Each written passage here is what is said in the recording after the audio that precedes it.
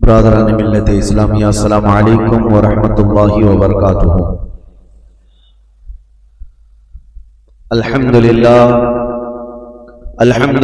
الحنان المنان الذي خلق الانسان وعلمه البيان، والصلاة والسلام على رسوله سيد الانس والجان وعلى آله واصحابه ذوي الخير والاحسان، اما بعد فاعوذ بالله من الشيطان الرجيم، بسم الله الرحمن الرحيم، قل لا اسألكم عليه اجرا الا المودة في القربى،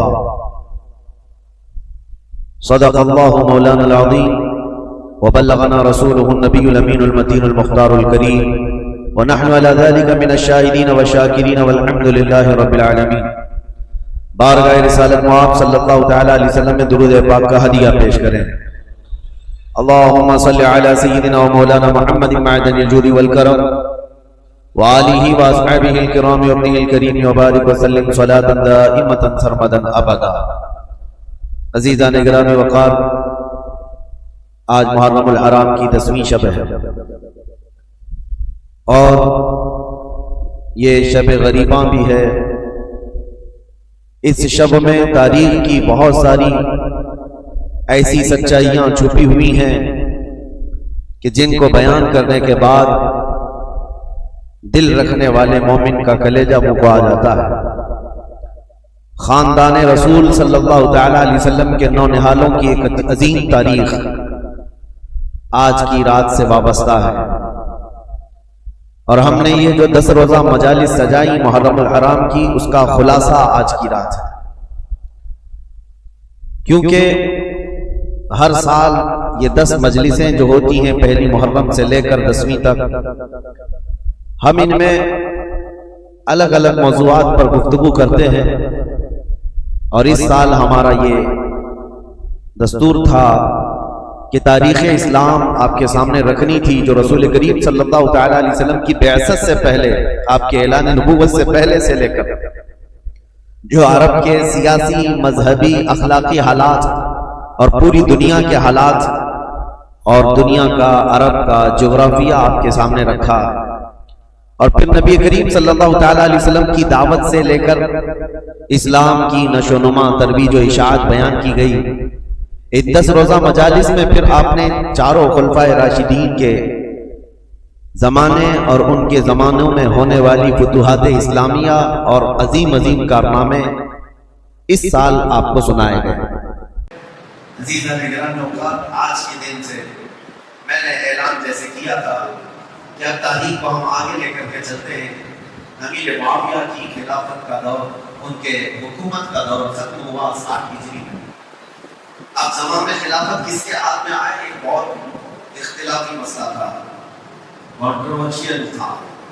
صحابہ اس وقت تھے اور بڑے بڑے تابعین بھی موجود تھے، لیکن چونکہ آپ نے تاریخ سماعت کی ہے کہ حضرت عثمان غنی کے قتل کے بعد سے حالات کس قدر بدلتے چلے گئے تھے، اور حضرت علی کرم اللہ وجہہ الکریم کا زمانہ خلافت جو 5 سال 5.5 سال چلا، یہ آپسی اختلافات کی نظر ہو گیا، مسلمانوں کی آپس میں جنگیں ہونے لگی، اور اس میں بھاری نقصان ہوا۔ 2 جنگوں میں اگر آپ اندازہ کریں، ایک جنگ میں 12,000 لوگ قتل ہوئے اور دوسری جنگ میں 70,000 لوگ قتل ہوئے۔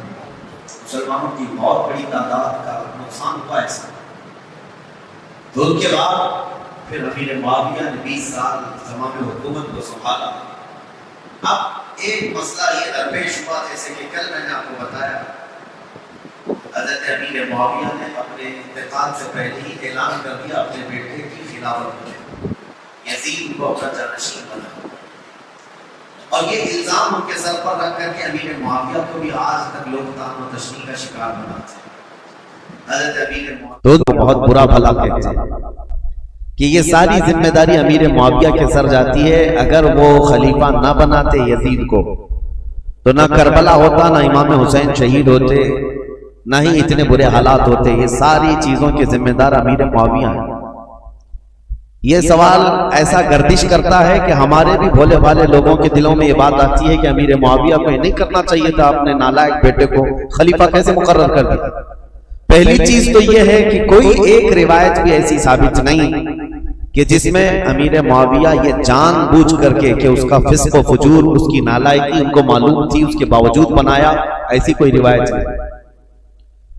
ان کے زمانے میں یا ان کے سامنے یزید کا فسق و فجور علل اعلان نہیں تھا، ورنہ تو وہ صحابی رسول ہیں، ان کے بارے میں اس طرح کا طعن و تشنیع کرنے سے صحابی رسول کے عدل پر اعتراض اٹھ جائے گا۔ ان کے علم میں یہ چیز نہیں تھی، پہلی بات تو یہ ہے۔ اور اگر سوال یہ ہو ان کے اوپر کہ اگر وہ نہ بناتے تو اتنا سارا معاملہ ہی نہیں ہوتا، تو سوال تو حضور پاک صلی اللہ تعالیٰ علیہ وسلم کی ذات پر بھی تم کرنے لگ جاؤ گے۔ اعتراض کرنے والوں سے کہہ رہے ہیں کہ حضور صلی اللہ تعالیٰ علیہ وسلم تو مخبر صادق ہیں، غیب کی خبریں جاننے والے رسول کریم صلی اللہ تعالیٰ علیہ وسلم کو جبرائیل امین نے یہ امام حسین کے بچپن میں اطلاع دے دی تھی کہ ان کو آپ کی امت قتل کرے گی۔ یہ روایت تو سنیں نا، بچپن میں امام حسین کی شہادت کی خبر مشہور ہو گئی تھی، تو رسول کریم صلی اللہ تعالیٰ علیہ وسلم کو یہ معلوم تھا کہ امام حسین شہید ہونے والے ہیں، تو کیا یہ نہیں معلوم ہوگا کہ کس کے ذریعے سے قتل ہونے والے ہیں؟ تو یزید کے ذریعے سے اگر امام حسین قتل ہونے والے معلوم ہیں حضور کو، تو حضور صلی اللہ تعالیٰ علیہ وسلم امیر معاویہ کو بلا کے وصیت کر جاتے کہ اے معاویہ، جب تیرے گھر کوئی بیٹا پیدا ہو یزید، اس کو خلیفہ کبھی نہ بنانا ورنہ میرا نواسہ قتل ہو جائے گا۔ نبی کریم صلی اللہ تعالیٰ علیہ وسلم نے امیر معاویہ کو اس طرح کی کوئی وصیت نہیں کی۔ تو اعتراض کرنے والے یہ بھی کر سکتے تھے یا یہ بھی کریں گے کہ رسول اللہ صلی اللہ تعالیٰ علیہ وسلم نے وصیت نہیں کی معاویہ کو، جس کی وجہ سے کربلا جیسے حالات پیش آ گئے اور حسین اعظم کا قتل ہو گیا۔ بلکہ میں تو یہ کہوں گا جن کی عقل ٹھکانے پر نہیں ہے وہ تو یہ بھی اعتراض کریں کہ اللہ کی ذات پر اللہ نے یزید کو پیدا ہی کیوں کیا؟ کیا رب تعالیٰ نہیں جانتا تھا؟ اللہ رب العزت کے علم میں ہر شے ہے۔ معاملہ یہ ہے میرے عزیزوں، اور سارے معاملات اگر تم کسی پرٹیکولر ایک ہی آدمی پر اعتراض کرو گے تو یہ حالات اور تقاضے کے مطابق نہیں ہے۔ بہت سارے معاملات ایسے ہیں جو اس روئے زمین پر صرف امتحان کے لیے لائے گئے ہیں۔ یہ دنیا دارالعمل ہے، یہ دنیا دارالامتحان ہے، یہاں ہر کوئی اپنا امتحان دینے آیا ہے۔ اور جو سوالات اس طرح کی گردش کرتے ہیں، کچھ ان کی طرف سے کچھ ان کی طرف سے، آپ کو پتا ہے اللہ کا کروڑوں احسان ہے کہ رسول کریم صلی اللہ تعالیٰ علیہ وسلم کی حدیث یاد کرو۔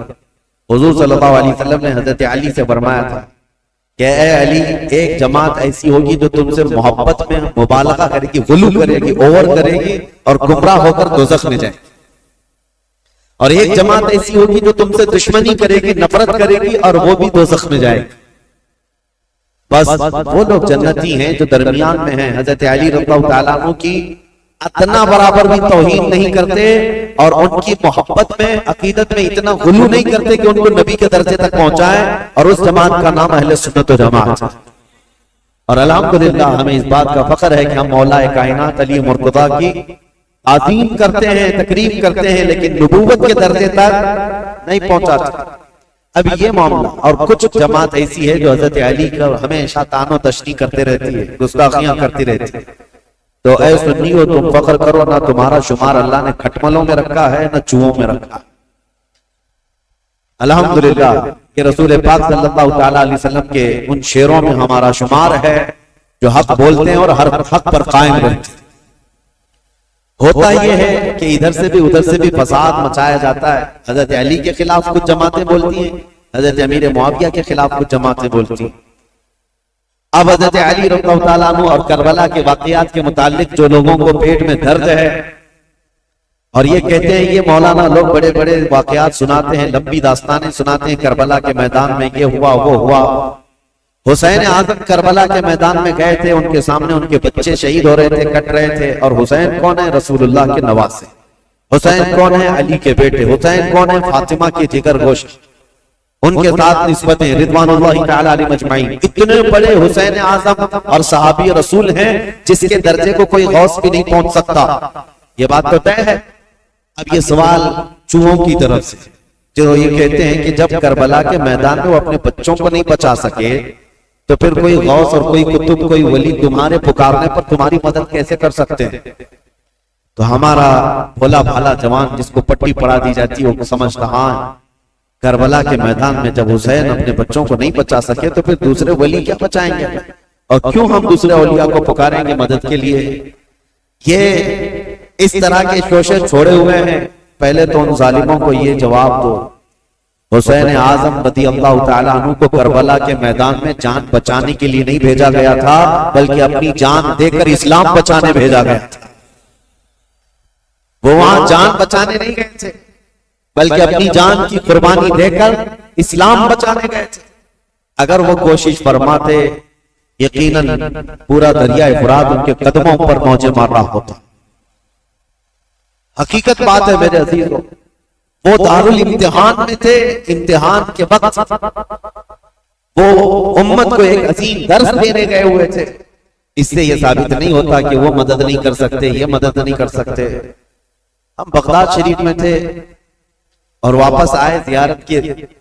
ایک صاحب سے ہماری ملاقات ہوئی، انہوں نے کہا اچھا مولانا بغداد سے جا کر آ رہے ہیں، آپ کی جماعت تو غوث پاک کہتی ہے. کہا بالکل. کہا وہاں تو اتنے بم برس رہے ہیں، سنا ہے وہاں تو مسلمانوں کا قتل ہو رہا ہے، کتنے تو وہاں پر میزائل داغے جا رہے ہیں. کہا ہاں سنا ہے، ہو بھی رہا ہے، حقیقت ہے، ہم دیکھ کر کے بھی آئے. کہا تو پھر غوث کیا کر رہے ہیں آپ کے؟ کیا ان کو بغداد والوں سے محبت نہیں ہے؟ میں نے ان سے سوال کیا، غوث پاک کو بغداد والوں سے جتنی محبت نہیں ہوگی اس سے کروڑوں درجے اللہ کو مومنوں سے محبت ہے. میں پوچھا اللہ کیا کر رہا ہے؟ یہ ولی کا مقام بعد میں ہے. اللہ کیا کر رہا ہے؟ کیا اللہ تعالیٰ کو ان مومنوں سے محبت نہیں ہے؟ نادانوں، اگر یہی سوال کرنا ہو تو پھر بدر میں، احد میں، خندق میں ہر جگہ سوال یہ کرنا پڑ جائے گا کہ رب تعالیٰ نے مومن جماعت کی نصرت کیوں نہیں کی. جب دارالامتحان میں ہوتا ہے کوئی امتحان کے میدان میں تو یہ نہیں دیکھا جاتا کہ اس کی جان بچ رہی ہے یا کون بچا رہا ہے، بلکہ یہ دیکھا جاتا ہے کہ اس کے قدم کتنے مضبوط ہیں. استقامت کا امتحان ہوتا ہے. بہرحال سوالات بہت، اعتراضات بہت، اور ہمارا وقت اس میں ختم ہونا چلے جائے. ہم تاریخ کی طرف آتے ہیں. معاویہ بن ابی سفیان رضی اللہ تعالیٰ عنہما، ان کے انتقال کے بعد یزید تخت خلافت پر بیٹھ گئے، جبکہ بڑے صحابہ کی منظوری نہیں تھی، اتفاق نہیں تھا. اور جو صحابہ موجود تھے اس میں حضرت عبد الرحمن بن ابو بکر، حضرت ابو بکر صدیق کے بیٹے عبد الرحمن، حضرت عمر کے بیٹے عبداللہ، حضرت زبیر کے بیٹے عبداللہ بن زبیر، یہ بڑے صحابہ اس وقت تھے.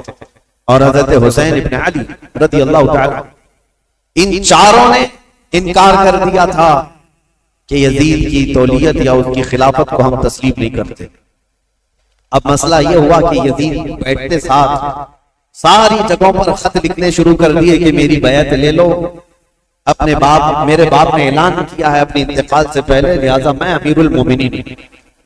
کوفہ میں، بصرہ میں، سب جگہ یزید کی بیعت شروع ہو گئی. اب مسئلہ آ جاتا تھا مدینے کا، اور یہ چاروں بڑے صحابہ مدینے میں تھے. تو یزید کو ڈر انہی لوگوں سے تھا کہ یہ چار لوگ اگر منع کر دیے اور انکار کر دیے تو پورے حجاز میں میرا بیڑا غرق ہو جائے.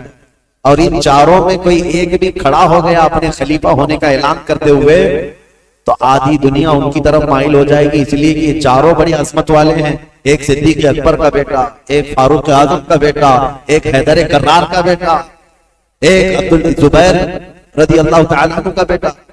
تو یہ عشرہ مبشرہ کے بیٹے ہیں اور ان کی نسبتیں بھی بڑی ہیں. اور یزید کہاں، اس کی کون سی نسبت؟ یہ تو حضرت امیر معاویہ رضی اللہ تعالیٰ عنہ کے گھر میں ان کی عمارت کے زمانے میں پیدا ہوا، یعنی جب وہ گورنر تھے اس زمانے میں پیدا ہوا. ان چاروں صحابہ سے عمر میں بھی چھوٹا، اور عمل کا تو دور دور تک کوئی واسطہ ہی، کیونکہ تاریخ میں یہ ساری چیزیں محفوظ ہیں آج بھی. یزید دن رات عیاشی میں مبتلا رہا، کیونکہ اس نے عمارت دیکھی تھی اور مالداری دیکھی تھی، جس کی وجہ سے اس کے فسق و فجور کا سب بعد میں لوگوں کو پتا چلا جب وہ تخت پر بیٹھا. بندروں کو کھلانا، نچانا، کبوتر بازی کرنا اور باندیوں سے اور غلاموں سے رقص کروانا، یہ ساری چیزیں اس کے ساتھ موجود تھی. اب یہ خبریں جب مشہور ہو گئی تو کیا جو رسول اللہ کے صحابہ ہیں ایسے شخص کو امیر تسلیم کر سکتے تھے جنہوں نے خلفائے راشدین کا زمانہ دیکھا، جو چاروں خلفاء کا زمانہ دیکھے ہوں اور جو خود رسول اللہ کو دیکھے ہوں، تو وہ اس عظیم اسلام کے دامن میں کسی ایسے شخص کو برداشت کر سکتے تھے؟ ہمارا اور تمہارا حال الگ ہے.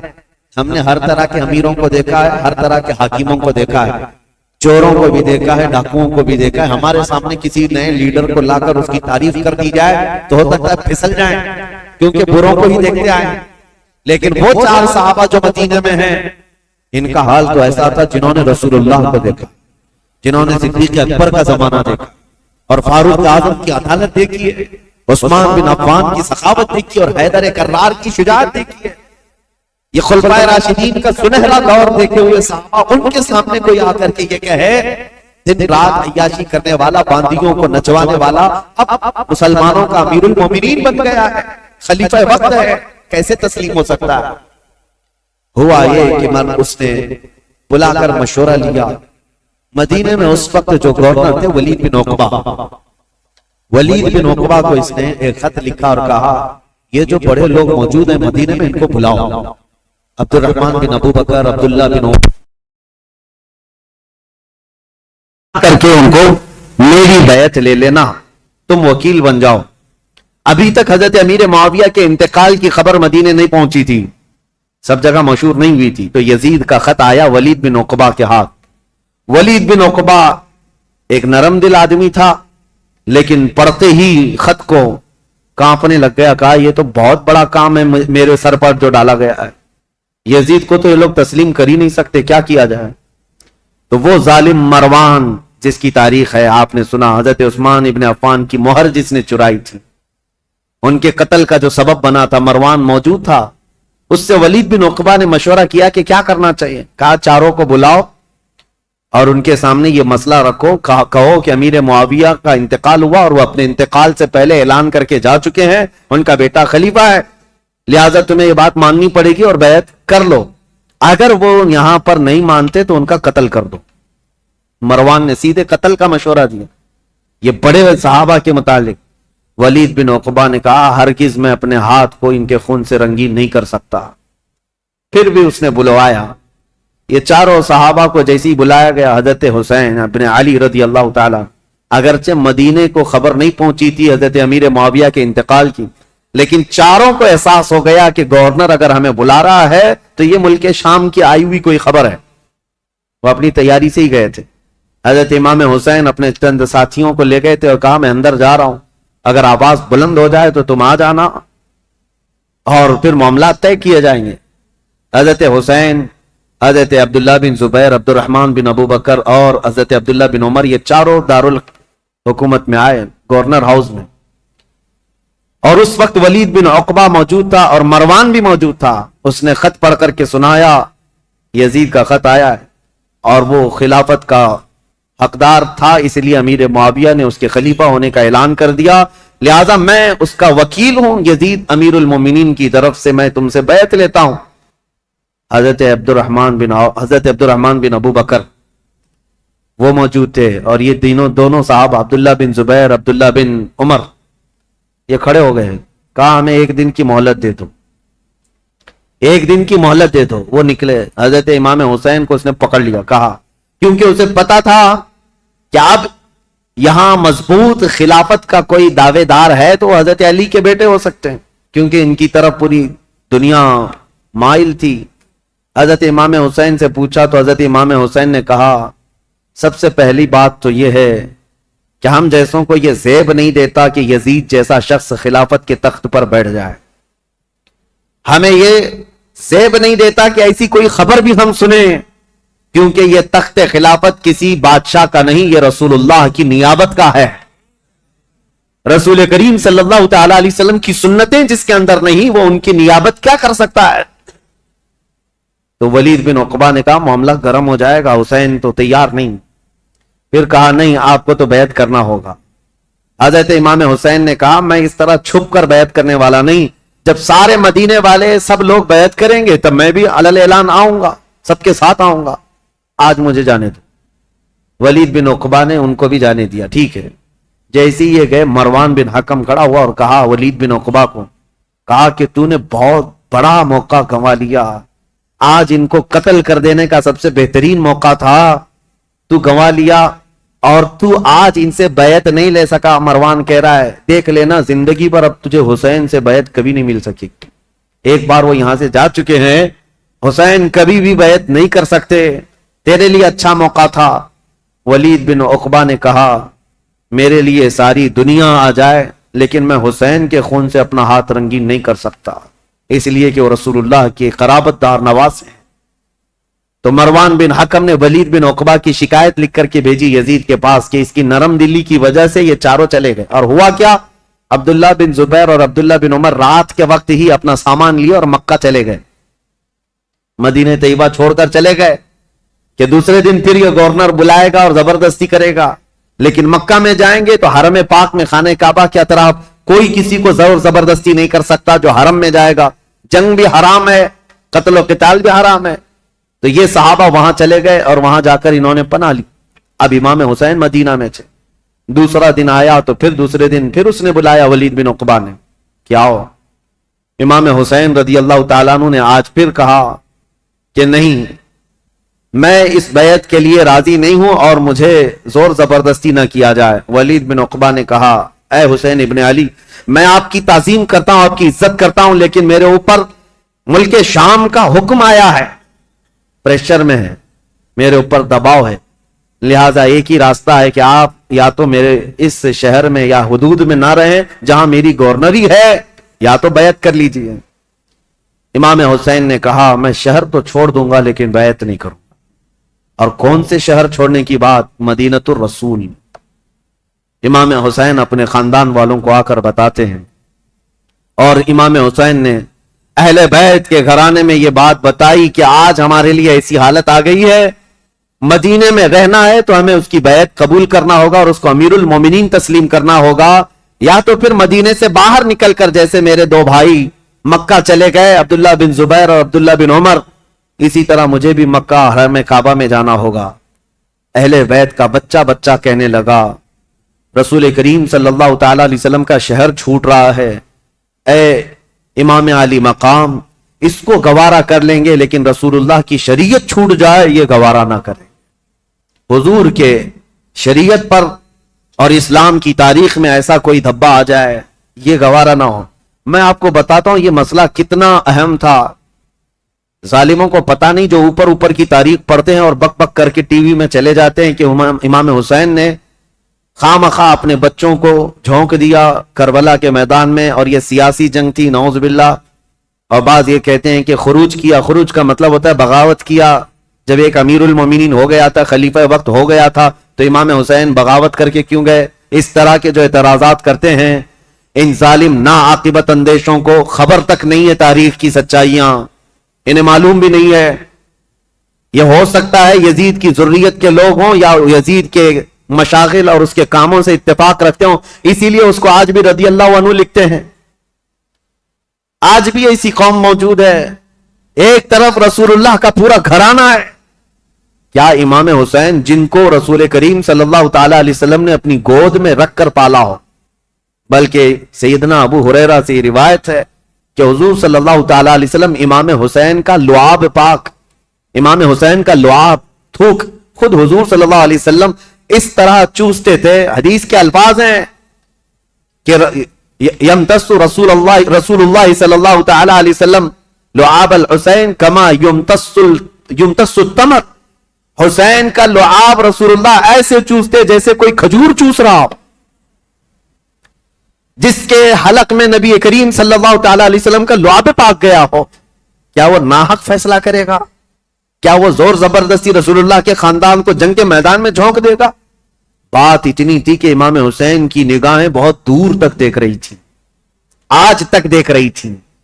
اسی لیے کسی شاعر نے کہا ہے کہ نہ پوچھ وقت ان بے کتاب اور ان بے زبان کتابوں سے، نہ پوچھ وقت ان بے زبان کتابوں سے، جب اذان ہوتی ہے تو سمجھ حسین زندہ ہے۔ ان اذانوں کو زندہ رکھنے میں اور اماموں کو زندہ رکھنے میں حسین کا نام ہے۔ حسین کی نگاہ، حسین ابن علی رضی اللہ تعالیٰ عنہ کی نگاہ یہاں تک دیکھ رہی تھی۔ مسئلہ اتنا نہیں تھا خلافت کا، بلکہ میں تو کہتا ہوں ہر آدمی کے پاس جب یہ آپشن رکھ دیے جائیں کہ آپ کے بچے محل میں رہیں گے، آپ کا فیوچر حسین ہے، وزارت ملے گی، سب کون چھوڑتا ہے؟ اگر امام حسین مان لیتے، جانتے ہو یزید کتنی خاطر مدارات کرتا، امام حسین کے لیے بہت بڑا مقام رکھتا، ان کے لیے نذرانے، وظیفے اور ان کے گھرانے کے لیے شاہانہ انداز میں سارے انتظامات رکھتا، کیونکہ جس سے خطرہ تھا جب وہ اس کے مطیع و فرمان بردار ہو جاتے تو حسین ابن علی رضی اللہ تعالیٰ عنہ کے لیے یزید خزانے کھول دیتا، اور یہ امام حسین کو معلوم تھا کہ میرے مان لینے سے یزید تو میرے لیے خزانے کھول دے گا، لیکن امام حسین کی نگاہیں بہت دور تک دیکھ رہی تھی، آج تک کے لیے دیکھ رہی تھی۔ آج میں آپ سے پوچھتا ہوں میرے عزیز، یہ مسلح امامت ہے، نماز پڑھنے والے جیسے بھی ہوں، مقتدی ہزار قسم کے آتے ہیں، کوئی داڑھی چلا، کوئی ٹوپی کے بغیر، کوئی پتہ نہیں کیا کیا چیزیں کیا ہوا، سب آتے ہیں، ان کو کوئی نہیں پوچھتا، لیکن امامت کے مسلح پر جو کھڑا ہے اس کے اوپر سے نیچے تک ساری چیزیں دیکھتی ہے آج بھی قوم۔ اگر کوئی شخص چوری میں مشہور ہو جائے تو میں آپ سے کہتا ہوں کیا چور کو آپ اپنا امام بنا لیں گے مسجد کا؟ کسی کا زنا مشہور ہو جائے تو کیا آپ اس کو امام بنا لیں گے؟ نہیں، آپ یہ کہیں گے میں جیسا تیسا ہوں لیکن امام نہیں۔ امام ایسا نہیں، چور، ڈاکو اور لٹیرا ہم امام نہیں بناتے۔ میرے عزیزو، یہ جو تمہارے اندر فکر ہے یہ حسین ابن علی کی دی ہوئی ہے، یہ صدقہ ہے اس امام علی مقام کا، احسان ہے ان کا پوری دنیا میں، انہوں نے یہ چھاپ چھوڑی ہے کہ ہم آج مسجد کے اس مصلے کے لیے بھی پرہیزگار ڈھونڈتے ہیں اور شریعت کا پابند ڈھونڈتے ہیں۔ اگر امام حسین اس وقت یہ کر جاتے، یزید کے ہاتھ میں دے کر بیعت کر لیتے، تو آج کوئی بھی اس بات کو دلیل بنا لیتا، میاں آپ فلاں امام پر اعتراض کر رہے ہیں، رسول اللہ کے نواسے نے امام مان لیا تھا شرابی کو، تو ہم کیوں نہیں امام بنا سکتے؟ ہر ایک کے لیے دلیل بن جاتی۔ اسی لیے میرے عزیزو، خالی وہ وقتی جنگ نہیں تھی، قیامت تک کے لیے فیصلہ تھا، قیامت تک کے لیے دلیل بننے والا تھا ان کا عمل۔ اسی لیے امام حسین کو بہت بڑا فیصلہ لینا پڑا، بہت بڑا فیصلہ لینا پڑا۔ اگر میرے نکلنے سے صرف میرے گھر کا ہی مسئلہ تھا تو یہ الگ بات ہے، لیکن میرے نکلنے سے آنے والی نسلوں کے لیے بھی ہے تو مجھے 1000 بار سوچنا پڑے گا۔ امام حسین کے سامنے یہ چیلنج تھا کہ وہ رسول اللہ کے نواسے، جن کے لیے میرے آقا نے یہ فرمایا حسین منی وانا من الحسین، حسین مجھ سے ہیں اور میں حسین سے ہوں، اس کا مطلب یہ ہے رسول اللہ کی شریعت حسین سے ہے، رسول اللہ کا دین حسین سے ہے۔ تو جب امام حسین سے پورا دین وابستہ ہے تو پھر امام حسین کو بہت سوچ کر کے قدم اٹھانا تھا۔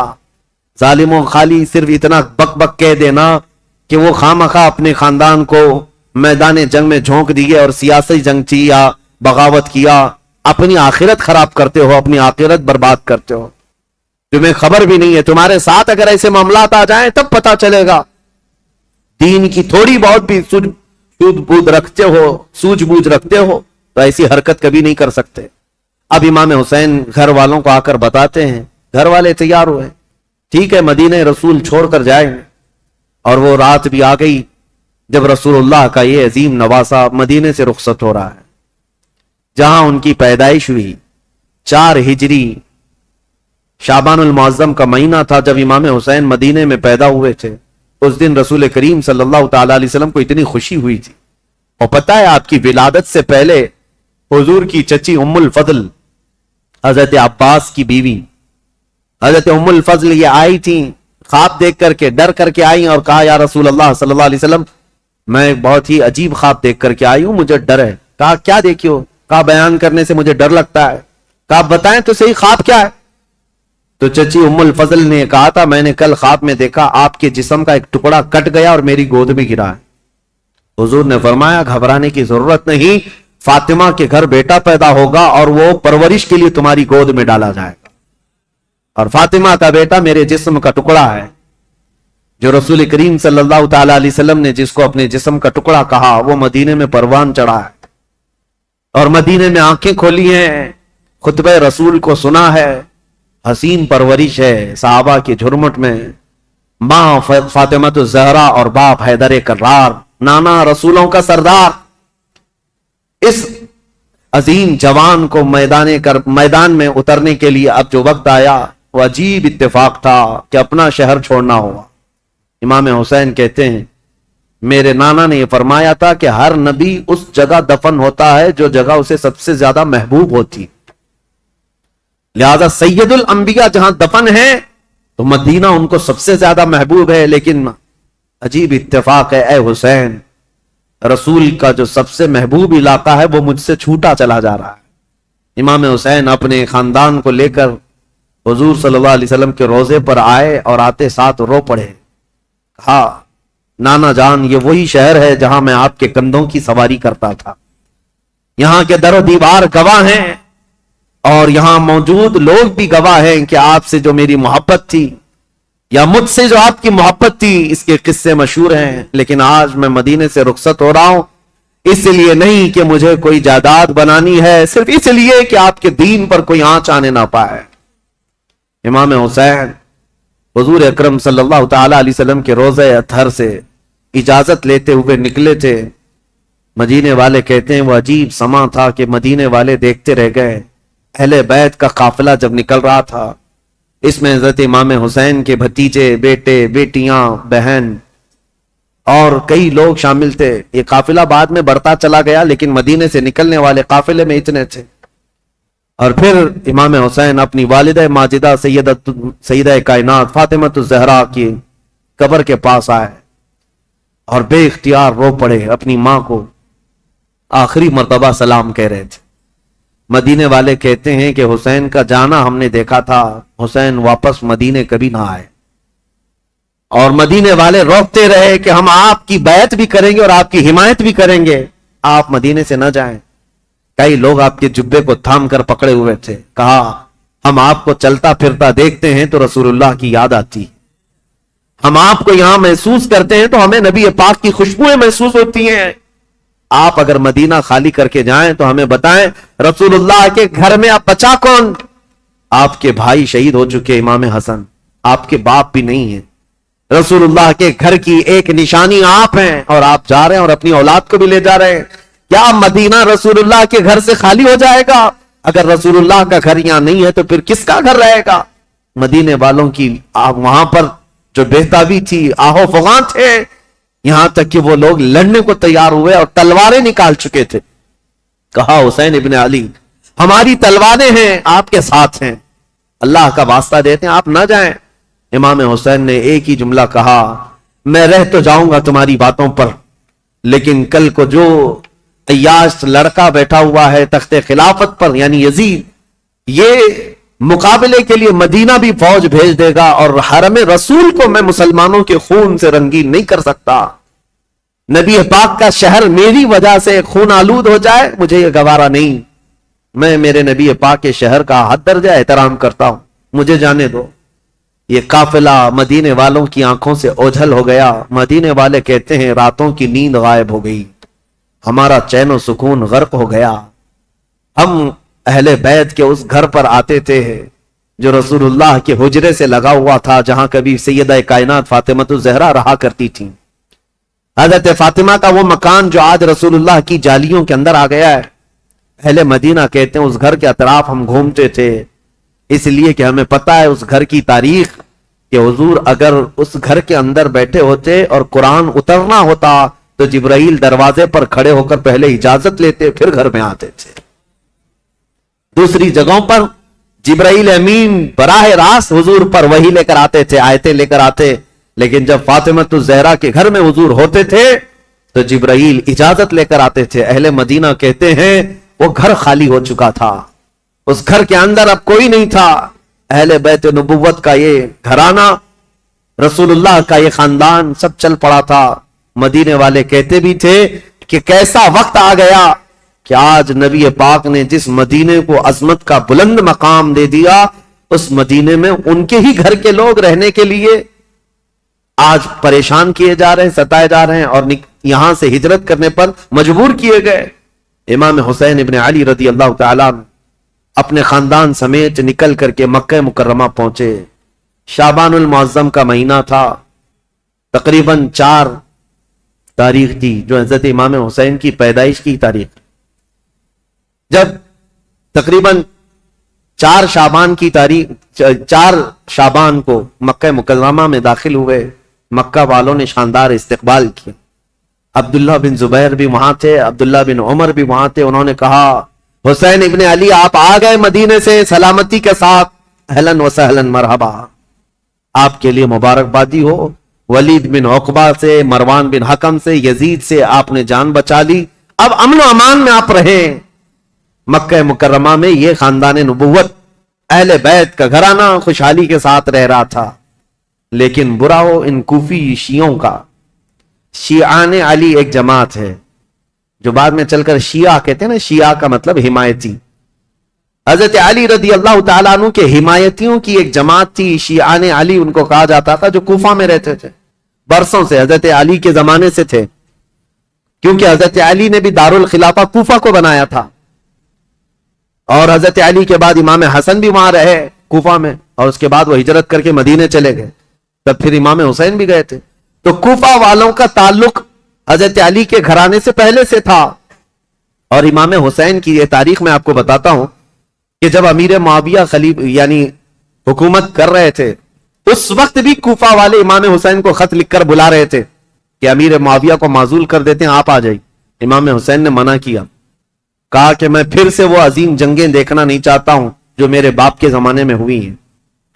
تو حضرت امام حسین گئے نہیں. امیر معاویہ کے زمانے سے کوفہ والے خط لکھ رہے تھے، آپ آ جائیے.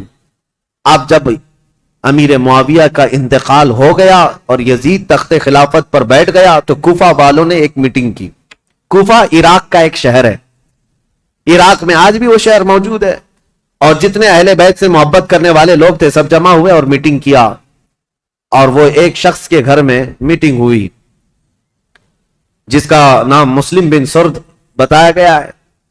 اور وہ شخص سارے لوگوں کو جمع کر کے کہتا ہے، دیکھو امیر معاویہ کا تو انتقال ہو گیا اور یزید بیٹا ہے، تم سب کی رائے کیا ہے؟ کیا علی کے بیٹے حسین خلافت کے سب سے زیادہ حقدار نہیں ہیں؟ کوفہ والوں نے ایک زبان ہو کر کہا، ہاں، رسول اللہ کے نواسے علی ابن ابی طالب کے بیٹے، ان سے زیادہ حقدار کون ہے؟ تو ان لوگوں نے کہا کہ ہم نے یہ سنا ہے کہ امام حسین نے بھی یزید کی بیعت کو قبول کرنے سے منع کر دیا اور وہ مدینہ چھوڑ کر مکہ جا چکے ہیں. اے لوگوں تمہارا کیا خیال ہے؟ ہم حسین ابن علی کو یہاں بلا نہ لیں؟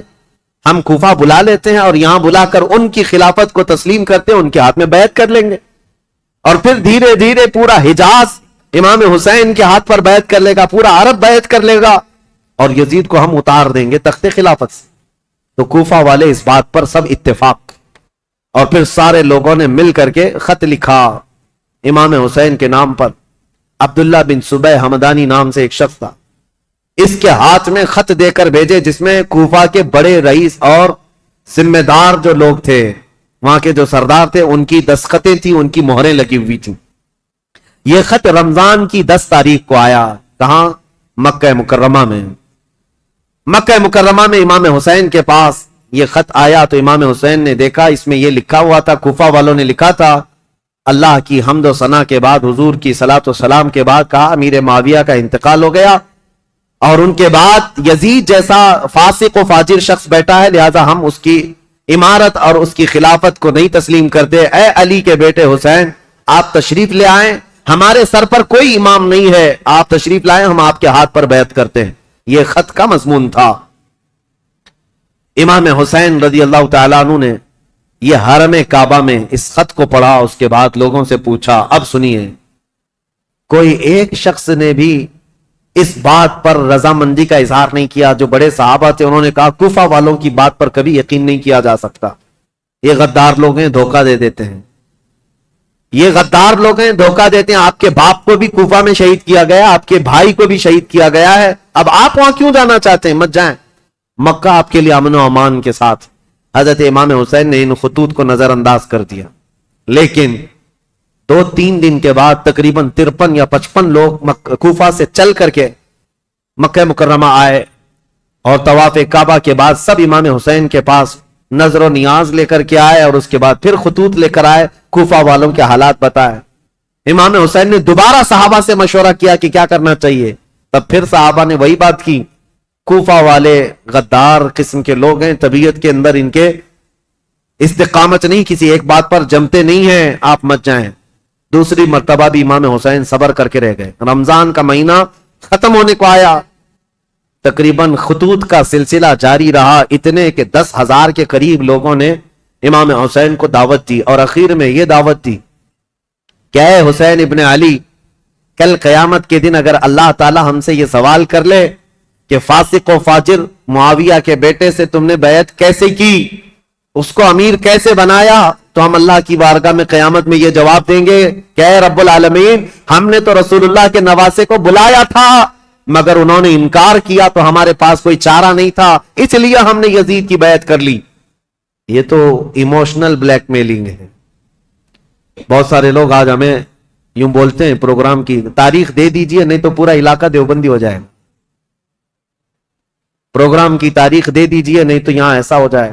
میرے عزیزو، تمہارے ذمے بھی تو کچھ ہے، تمہارے ذمے بھی تو کوئی چیزیں ہیں۔ امام حسین نے اس خط کو پڑھنے کے بعد پھر سارے لوگوں سے مشورہ کیا اور اس کے بعد کہا اب میرے لیے اتمام حجت کرنی ہوگی، یعنی مجھے تو جانا ہی ہوگا کیونکہ انہوں نے قیامت کا واسطہ دے دیا ہے۔ تو 1000 لوگوں نے مکہ مکرمہ میں آپ کو روکنے کی کوشش کی، آپ نہ رکے، حتیٰ کہ ذی الحجہ کا مہینہ ہے، حج کے لیے سارے قافلے مکہ آ رہے ہیں، مکہ مکرمہ آ رہے ہیں، اور امام حسین یہاں سے نکلنے پر تلے ہوئے ہیں۔ لیکن اس سے پہلے امام حسین رمضان سے لے کر ذی الحجہ تک یہ بحث مباحثہ ہوتا رہا، اور عام بات نہیں ہے، عام بحث و مباحثہ نہیں ہے۔ عبداللہ بن زبیر جو صحابی ہیں نا، امام حسین کی جماعت کے ساتھ لڑنے کو بھی آ گئے تھے۔ یہ محبت کی لڑائی ہے، دشمنی کی نہیں، کہ میں تمہیں مکہ سے باہر جانے نہیں دوں گا، اس کے لیے وہ تلوار نکال کر کھڑے ہو گئے تھے۔ یہ بھی لڑائی قریب تھی، مکہ مکرمہ سے نہ جانے دیں گے، کیونکہ عبداللہ بن زبیر جانتے تھے کہ کوفہ والے ان کا کیا کریں گے۔ تو پھر امام حسین رمضان کے بعد بھی رک گئے۔ جب امام حسین اصرار کرنے لگے بار بار، تو چند صحابہ آئے اور ان سے مشورتاً یہ کہا کہ اگر آپ کو جانا ہی ہے اور کوفہ والوں کے بارے میں آپ یہ کہہ رہے ہیں کہ یہ ہزاروں لوگ بیعت قبول کرنے کو تیار ہیں، تو آپ نہ جاتے ہوئے پہلے اپنے خاندان کے کسی معتمد شخص کو وکیل بنا کر بھیجیں، اور وہ جا کر کے براہ راست حالات دیکھے گا اور وہ خبر دے گا، تب آپ جائیے، ان کے خطوں کے بھروسے پر مت جائیے، ان کے خط اور ان کے بولیوں پر مت جائیے۔ تو امام حسین نے اس مشورے کو تسلیم کر لیا۔ پھر اپنے بھائی مسلم بن عقیل کو، چچیرے بھائی تھے حضرت امام مسلم بن عقیل جو ہیں، یہ حضرت امام حسین کے چچیرے بھائی، حضرت عقیل حضرت علی کے سگے بھائی۔ تو مسلم بن عقیل سے آپ بڑی محبت رکھتے تھے اور معتمد بھی تھے امام حسین کے، بلایا اور کہا کہ بھائی تم جاؤ کوفہ اور میری جانب سے وہاں لوگوں سے بیعت لے لینا وکیل بن کر، اور حالات دیکھ کر کے مجھے خبر کر دینا۔ یہ تاریخ ہے۔ ایک طرف یزید ساری جگہوں پر اپنے سخت گیر حکام کو نافذ کر چکا ہے، بہت جلاد قسم کے گورنروں کو بٹھایا ہوا ہے، اور ایک طرف امام حسین رضی اللہ تعالیٰ عنہ اور ان کے حامیوں کا ایک طریقے سے معاملہ چل رہا تھا، خلافت کو لے کر کے یہ باتیں چلی رہی تھی۔ تو حضرت امام حسین نے جب اپنے بھائی امام مسلم کو بھیجا تو وہ نکلے کوفہ کے لیے، اور جب وہ کوفہ جا رہے تھے تو تاریخ میں موجود ہے امام مسلم بن عقیل کے 2 چھوٹے بچے محمد اور ابراہیم بھی ساتھ ہو گئے، کیونکہ وہ باپ کے بغیر رہتے نہیں تھے۔ امام مسلم بن عقیل اپنے 2 بچوں کے ساتھ کوفہ کے لیے روانہ ہوئے۔ جیسی کوفہ میں آئے، کوفہ والے جوق در جوق امام مسلم کا استقبال کرتے ہیں، اور اتنی بڑی تعداد میں استقبال کیا کہ تقریباً ایک ہی رات میں 12,000 لوگ آپ کے ہاتھ پر بیعت کیے۔ 12,000 لوگ امام مسلم بن عقیل کے ہاتھ پر امام حسین کا وکیل سمجھ کر بیعت کیا، اور جدھر دیکھو ادھر اہل بیت کا نعرہ، محبت علی کا نعرہ، امام حسین کی امارت اور خلافت کا نعرہ، ماحول رنگا رنگ ہے کوفہ کا۔ امام مسلم بن عقیل سیدھے مختار بن عبید ایک شخص ہے، اس کے گھر جا کر قیام کرتے ہیں۔ مختار بن عبید وہاں سردار کی حیثیت رکھتا تھا، اور اس نے سارے لوگوں کو یہیں پر جمع کیا تھا، اور ساری باتیں یہیں سے چل رہی تھی۔ امام مسلم بن عقیل جیسی گئے تو کوفہ کے اس وقت جو گورنر تھے وہ نعمان بن بشیر ایک صحابی رسول تھے، یزید کی طرف سے وہ گورنر تھے، نرم دل تھے اور نہایت ہی عجز و انکساری والے، تواضع والے انسان تھے۔ ان کو جب یہ بتایا گیا کہ امام مسلم بن عقیل کوفہ میں آئے ہیں اور لوگ جوک در جوک ان کے ہاتھ پر بیعت کر رہے ہیں، امام حسین کی بیعت لے رہے ہیں، تو انہوں نے دوسرے دن خطبہ دیا تھا اور کہا تھا کہ اے کوفہ والو، مجھے ڈر ہے یزید کو یہ خبر پہنچے گی تو وہ تم سب سے سختی کرے گا اور پھر کوفہ والوں کی جان و مال خطرے میں ہوں گے۔ تو وہاں پر ایک شخص بیٹھا ہوا تھا جو یزید کا چمچا تھا، اس نے نعمان بن بشیر سے کہا آپ تو بڑے کمزور آدمی ہیں، مسلم بن عقیل کو بلا کر مار ڈالو، ختم کر دو، قتل کر دو، معاملہ ہی ختم ہو جائے گا۔ نعمان بن بشیر صحابی ہیں، کہتے ہیں اے ظالم تو کس انداز سے مجھے مشورہ دے رہا ہے؟ کہا تب تو پھر آپ کمزور لوگوں میں، ذلیل لوگوں میں، عزت والے لوگوں میں نہیں ہیں۔ انہوں نے نعمان بن بشیر نے ایک تاریخی جملہ کہا تھا، مجھے ایسی ذلت گوارا ہے جس میں رب کی عزت ہے، رب کی رضا ہے، اور مجھے ایسی عزت گوارا نہیں جس میں رب کی ناراضی ہو اور کسی کا خون میرے ہاتھ سے رنگا ہو۔ عزیزان، میرا ہاتھ کسی کے خون سے رنگا ہوا ہو۔ حضرت نعمان بن بشیر اتر گئے اور یزیدی جو وہاں موجود تھے حامی، انہوں نے خط لکھ کر کے یزید کو پہنچا دیا کہ دیکھو یہاں پر تو مسلم بن عقیل آئے ہیں اور حسین نے خلافت کا دعویٰ کر ہی دیا ہے، جس کا تمہیں خطرہ تھا وہ خطرہ آ گیا، اور کوفہ والے جوک در جوک بیعت کر رہے ہیں۔ یزید کو کب یہ بات ہضم ہوتی؟ وہ تو کب سے تیاری کر رہا تھا، بلکہ اس کے باپ حضرت امیر معاویہ بھی اس کے تخت خلافت پر بیٹھنے کے لیے تیاریاں کیے ہوئے تھے، کئی لوگوں سے بات چیت کیے ہوئے تھے، حالات سازگار نہیں ہوئے تب تو ان کا انتقال ہو ہی گیا۔ یزید زور سے، طاقت سے کئی لوگوں کو اپنا ہم نوا بنا رہا تھا، اور جب اسے پتا چلی گیا جس بات کا مجھے خطرہ تھا وہ خطرہ تو آ ہی گیا کہ خلافت کا دعوے دار علی کا بیٹا ہو سکتا ہے، اسے خطرہ تھا، اور حضرت امام حسین کی خلافت کا کوفہ والوں نے پہلے ہی اعلان کر دی۔ ابھی امام حسین نے اعلان نہیں کیا، کوفہ والوں نے یہ اعلان کر دیا اور اپنے ہاتھ سے سب لوگوں نے بیعت کرنا شروع کر دیا تھا۔ ایک بات یاد رکھو میرے عزیزوں، اپنے اندر اللہ کے نبی صلی اللہ علیہ وسلم کی محبت ایسی بساؤ کہ ظالم جو خواب دیکھتا رہتا ہے نا ڈر کے مارے، وہ خواب کبھی نہ کبھی سچا ہو ہی جاتا ہے۔ ہاں، مجھے یہ بات یاد آتی، یزید جیسے ڈرتا تھا، ہر دن ڈر کے سوتا تھا کہ کہیں سے کوئی خلافت کا دعوے دار اٹھے گا تو میری کرسی ہلا دے گا، اور اس کو پتا چلا جیسے ہی حضرت امام حسین اٹھ گئے تو اس دن وہ اپنا ماتھا مارنے لگا اور لوگوں سے کہا کہ دیکھو جس کا ڈر تھا وہی ہو گیا۔ ایسی ہی آج کے یزیدیوں کو بھی یہ خبر ستاتی رہتی ہے ہمارے ملک کے، اور پاکھنڈی بولتے بھی رہتے ہیں 2029 میں ہندوستان کا پردھان منتری مسلمان بن جائے گا۔ یہ ہماری بات نہیں ہے، یہ ڈر کے مارے دیکھے ہوئے خواب ہیں، یہ ڈراؤنے خواب ہیں جو پریشان کرتے ہیں، اور انشاءاللہ العزیز کوئی حسین کا غلام بیدار ہوگا اور پورے ہند کو ایک میدان میں لا کر کھڑا بھی کرے گا انشاءاللہ۔ ہاں، اس قوم کو زندہ ہو لینے دو، پھر ہر قوم کہے گی حسین ہمارے ہیں انشاءاللہ۔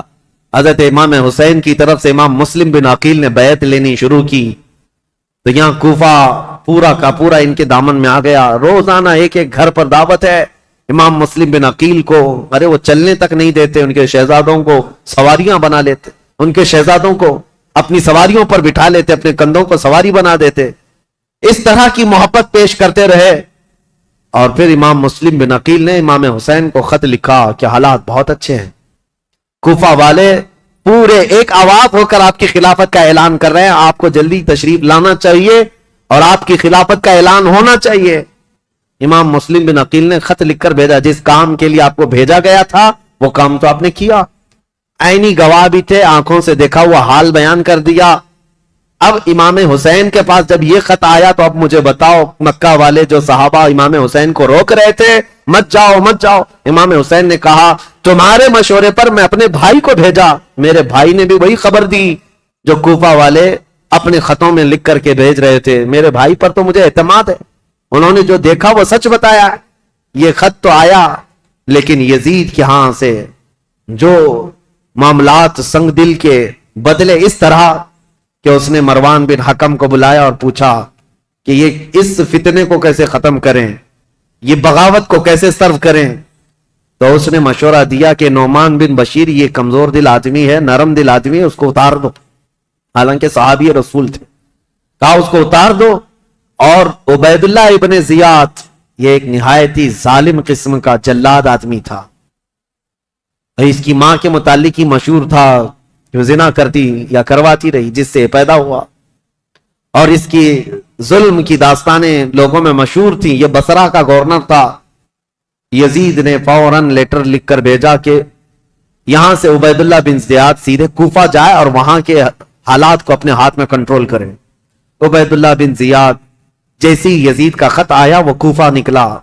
کوفہ جب گیا تو بھیس بدل کر کے آیا, چہرے پر نقاب ڈال کر کے مدینے کی طرف, مکہ کی طرف سے جو راستہ آتا ہے اس راستے سے کوفہ میں آیا, کیونکہ کوفہ والے روز اس انتظار میں تھے کہ حیدر کرار کے شہزادے امام حسین تشریف لانے والے, رسول اللہ کے بیٹے کوفہ میں آنے والے, روز انتظار میں تھے کیونکہ امام مسلم نے خط لکھ کر کے بھیج دیا ہے, اب وہ آنے والے. تو ابن زیاد یہی دھوکہ دیتے ہوئے اسی راستے سے آیا کہ کوفہ والے یہ سمجھیں کہ حسین ابن علی آئے, اور کوفہ والے وہی سمجھے. خوب نعرے لگائے, مرحبا بک یا ابن رسول اللہ, اے رسول اللہ کے شہزادے مرحبا مرحبا, آپ آ گئے ہمارے کوفہ میں. یہ ظالم کچھ بھی نہیں جواب دیتا تھا, پردہ ڈالے ہوئے جلوس میں چلتا رہا اونٹنی پر بیٹھ کر. اور جب دارالخلافہ پہنچا یا گورنر ہاؤس پہنچا تو وہاں پہنچتے ہی گورنر ہاؤس میں اندر گیا, دروازہ بند کیا, چھت پر کھڑے ہو کر پھر خطبہ دیا اور کہا ہے لوگوں, یہ علی بن ابی طالب کا بیٹا حسین نہیں, میں عبید اللہ بن زیاد یزید کی طرف سے نیا گورنر بن کر آیا ہوں. نعمان بن بشیر کو معزول کیا جاتا ہے, آج سے کوفہ کے سارے معاملات میرے ہاتھ میں ہوں گے. کوفہ والے جو استقبال کرنے کے لیے آئے تھے ان کو سخت ترین خطبہ دیا, کہا ہے لوگوں سنو, جو سختی کرے گا اس کے ساتھ ہم سختی کریں گے, اور جو یزید کی بیعت کو انکار کرے گا ہم اس کو قتل کریں گے, باغیوں میں اس کا شمار ہوگا, اور جو کسی باغی کی حمایت کرے گا ہم اس کے ساتھ بھی سختی کا معاملہ کریں گے. اس کا پہلے ہی دن یہ جو خطبہ سنا لوگوں نے بہت ہی بیزاری کا اظہار کیا, برہمی کا اظہار کیا, لوگ چلے گئے. اب امام مسلم بن عقیل کے حالات اب بدلنے کو آ گئے. کوفہ والے بس گیدڑ بھپکی سے ڈر گئے, عبید اللہ بن زیاد کے ایک خطبے سے ڈر گئے. اور اس کے بعد دوسرے دن عبید اللہ بن زیاد نے کیا کیا, کوفہ کے جتنے قبیلے تھے, خاندان تھے, ان خاندانوں کے جو جو بڑے لوگ تھے, خاندان کا جو بھی رئیس ہوتا, ان سب کو اپنے گورنر ہاؤس میں بلایا, اور بلا کر کے اتنا سخت ڈرایا اور کہا تم میں سے کوئی بھی اگر مسلم بن عقیل کو اپنے گھر میں پناہ دیا یا دیتا ہوا نظر آیا تو میں تمہاری پھانسی کا پھندا یہیں پر لٹکاؤں گا, اور اس کے بعد تمہارے لیے وہ عبرتناک سزا ہوگی, اس لیے کہ یزید امیر المومنین کی طرف سے مجھے یہ آرڈر ہے. ایسے سخت احکامات دیا, اور اس کے بعد کوفہ والوں کو ڈرایا یہ کہہ کر کے کہ یزید کی طرف سے 30,000 کی فوج آ رہی ہے جو کوفہ کی اینٹ سے اینٹ بجا دے گی. سارے سردار ڈر گئے, جتنے قبیلوں کے آقا تھے ان کے جو جو رئیس تھے وہ ڈر کے مارے چھپ گئے, اور حضرت امام مسلم بن عقیل کو آ کر یہ معاملات کی خبر دی. امام مسلم بن عقیل جس گھر میں تھے, عبید اللہ مختار بن عبید جس کے گھر میں تھے, وہاں سے آپ ہجرت کر گئے, وہاں سے نکل گئے کہ یہاں رہنا اچھا نہیں, تو وہاں سے نکل کر کے ایک بہت ہی عمر دراز صحابی تھے کوفہ میں, ہانی بن عروہ, ان کے گھر گئے. یہ محب اہل بیت تھے. خاندان نبوت عروہ, ان کے گھر گئے. یہ محب اہل بیت تھے, خاندان نبوت کے چاہنے والے تھے. امام مسلم بن عقیل ان کے گھر جاتے ہیں, ہانی بن عروہ نے ان کا استقبال کیا اور اپنے گھر کے ایک کمرے کے اندر ان کو چھپا دیا. رازداری کے ساتھ امام مسلم بن عقیل اور ان کے شہزادوں کو اپنے گھر میں رکھا, اور جتنے اہل بیت سے لوگ محبت کرتے تھے صرف ان کو معلوم تھا کہ امام مسلم بن عقیل ہانی بن عروہ کے گھر میں ہے. اور اس کے باوجود امام مسلم بن عقیل ہانی بن عروہ کے گھر میں رہ کر بھی کوفہ والوں کو بلاتے رہے, جو اب تک 60,000 کی تعداد میں پہنچے تھے بیعت کرنے والے. اب ان لوگوں میں اب چھانٹنا شروع کیا کہ ابھی بچے کتنے ہیں. ہانی بن عروہ کے گھر میں جب آپ خفیہ لوگوں سے ملاقات کرتے تھے اس وقت بھی 18,000 لوگ ابھی بھی امام مسلم بن عقیل کے ساتھ تھے. آ کر کے انہوں نے اپنے ساتھ ہونے کا اظہار کیا. امام مسلم بن عقیل نے کہا کہ اب بھی حالات صحیح ہیں, کچھ بدلے تو کیا ہوا, کچھ تو موجود ہیں, امام حسین کو آنا چاہیے. دوسرا خط بھی انہوں نے لکھا کہ حالات قابو میں آنے کے لائق ہیں, آپ تشریف لائیں. دوسرا خط بھی گیا امام حسین کو. لیکن اب امام مسلم بن عقیل کی تلاش شروع کر دیا عبید اللہ بن زیاد.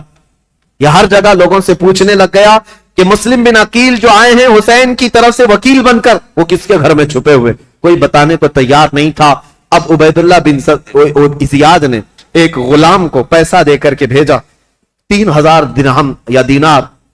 کہا کہ تو جا کر کے کسی نہ کسی طرح سے تلاش کر کے معلوم کر کے مسلم بن عقیل کہاں چھپے ہیں.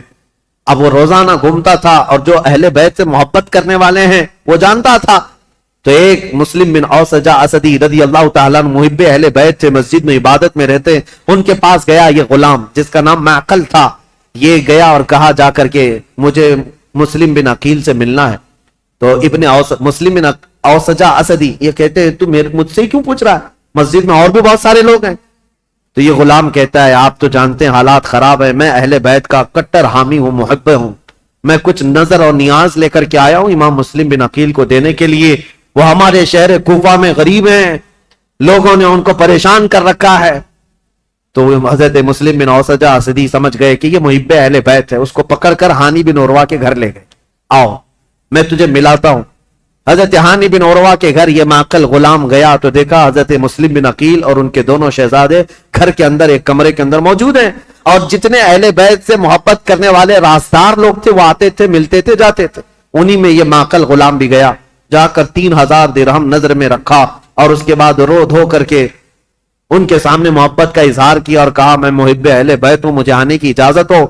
تو اس کو آنے کی روزانہ اجازت ملی. دن بھر ان کے حجرے میں بیٹھا رہتا, کتنے لوگ کوفہ سے ان سے ملنے آ رہے ہیں, کون کون کیا کیا باتیں کر رہا ہے سب سنتا, اور رات میں جا کر عبید اللہ بن زیاد کو ساری رپورٹ دیتا, ساری جاسوسی کرتا تھا.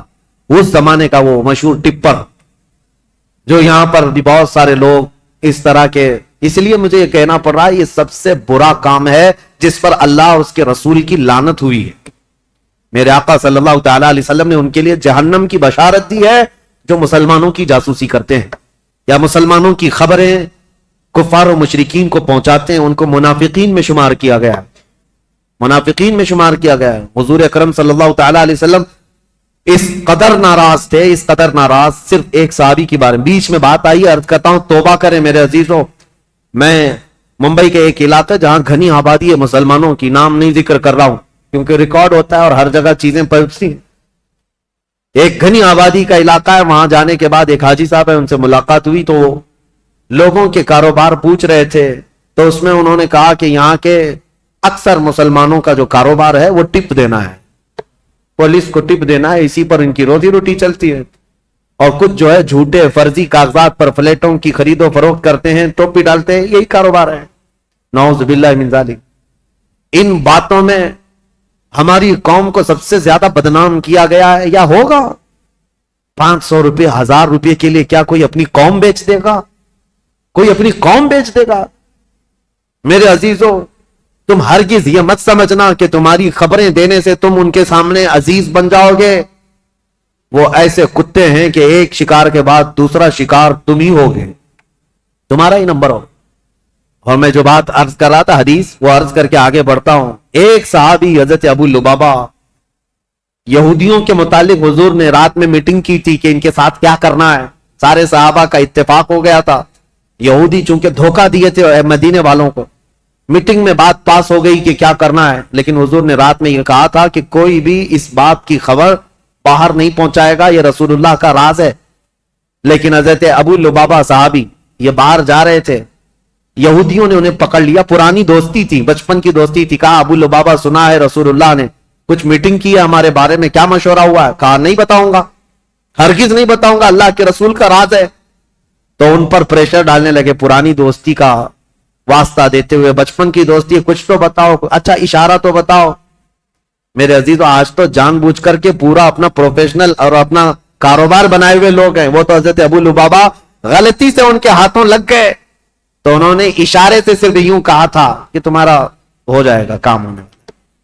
اور یہودی راتوں رات پورا مدینہ خالی کر کے بھاگ گئے. دوسرے دن حضور کو خبر ہوئی, حضور نے بلایا, پوچھا کہ کس نے خبر کی ہمارے رات کی بات کو. تو حضرت ابو لبابہ کہتے ہیں کھڑا ہو گیا, کیونکہ پتا ہے نہ بھی بتاتا تو مخبر صادق صلی اللہ علیہ وسلم کو ہر بات کی خبر ہے. حضرت ابو لبابہ کھڑے ہو گئے, کہا یا رسول اللہ یہ جرم میرا ہے, لیکن میں نے جان بوجھ کر کے آپ کا راز افشا نہیں کیا اور نہ ہی مسلمانوں کی کوئی بات جان بوجھ کر یہودیوں کو بتایا. میں تو راستے پہ جا رہا تھا اور اچانک ان کے ہتھے چڑھ گیا. انہوں نے مجھے بچپن کی دوستی یاد دلائی اور بہت زیادہ دباؤ ڈالا. میں نے اشارہ کیا تھا بس, جانتے ہو اس بات پر میرے آقا نے کیا فرمایا؟ نبی پاک صلی اللہ تعالی علیہ وسلم کھڑے ہو گئے، سارے مدینے کے صحابہ سے کہا آج کے بعد سے ابو لبابہ سے کوئی مسلمان نہ سلام کرے گا نہ مصافحہ کرے گا۔ حضور پاک نے فرمایا مکمل طور پر ابو لبابہ کا بائیکاٹ کرو، کوئی سلام بھی نہیں کرے گا مصافحہ بھی نہیں کرے گا۔ حضرت ابو لبابہ کے متعلق اتنا سخت حکم حضور نے فرمایا، اور آج بھی مدینہ طیبہ مسجد نبوی جاؤ گے، وہاں ستونوں میں، مسجد کے اندر جو ستون ہے نا، ان ستونوں میں ایک ستون حضرت ابو لبابہ کے نام سے ہے۔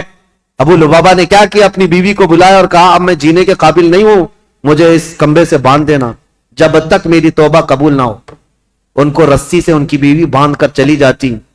حد تو یہ ہے وہ مدینے والے کیسے تھے، صحابہ تو دیکھتے تھے ان کو، نمازوں کے وقت کھولا جاتا تھا، حضور کے پیچھے نماز پڑھتے تھے، پھر رسی سے باندھ دیے جاتے، کھانے کے وقت ہاتھ کھولتے، ان کی بیوی بھی کچھ پوچھو تو منہ پھیر لیتی، کہتی رسول اللہ نے منع کیا، تو ان سے سلام بھی نہیں کیا جا سکتا، کلام بھی نہیں، جینے کا حق ہے اس لیے کھانا دیا جا رہا ہے۔ بیوی تک نہیں بات کرتی تھی۔ حضرت ابو لبابہ پر یہ دن ایک دن دو دن کا بائیکاٹ نہیں، تقریباً 33 دن تک چلا۔ حضور نماز پڑھاتے تھے لیکن ان سے ملتے نہیں تھے، اور اللہ رب العزت ان کی توبہ کا اعلان فرماتا ہے، حضور پر وہی آتی ہے جن سے یہ غلطی ہو گئی، اے رسول اللہ نے انہیں بخش دیا، معاف کر دیا۔ حضور اپنے ہاتھوں سے رسی کھولتے ہیں۔ یہ بات بیچ میں آئی ہے تو اس لیے مجھے عرض کرنا ہے، کچھ لوگوں کو ایسا لگتا ہے مسلمانوں کی جاسوسی کرنا، ان کی خبریں لے جا کر کے بڑے عہدے داروں کو بتانا، ٹپ دینا، اس میں ہماری عزت بڑھے گی۔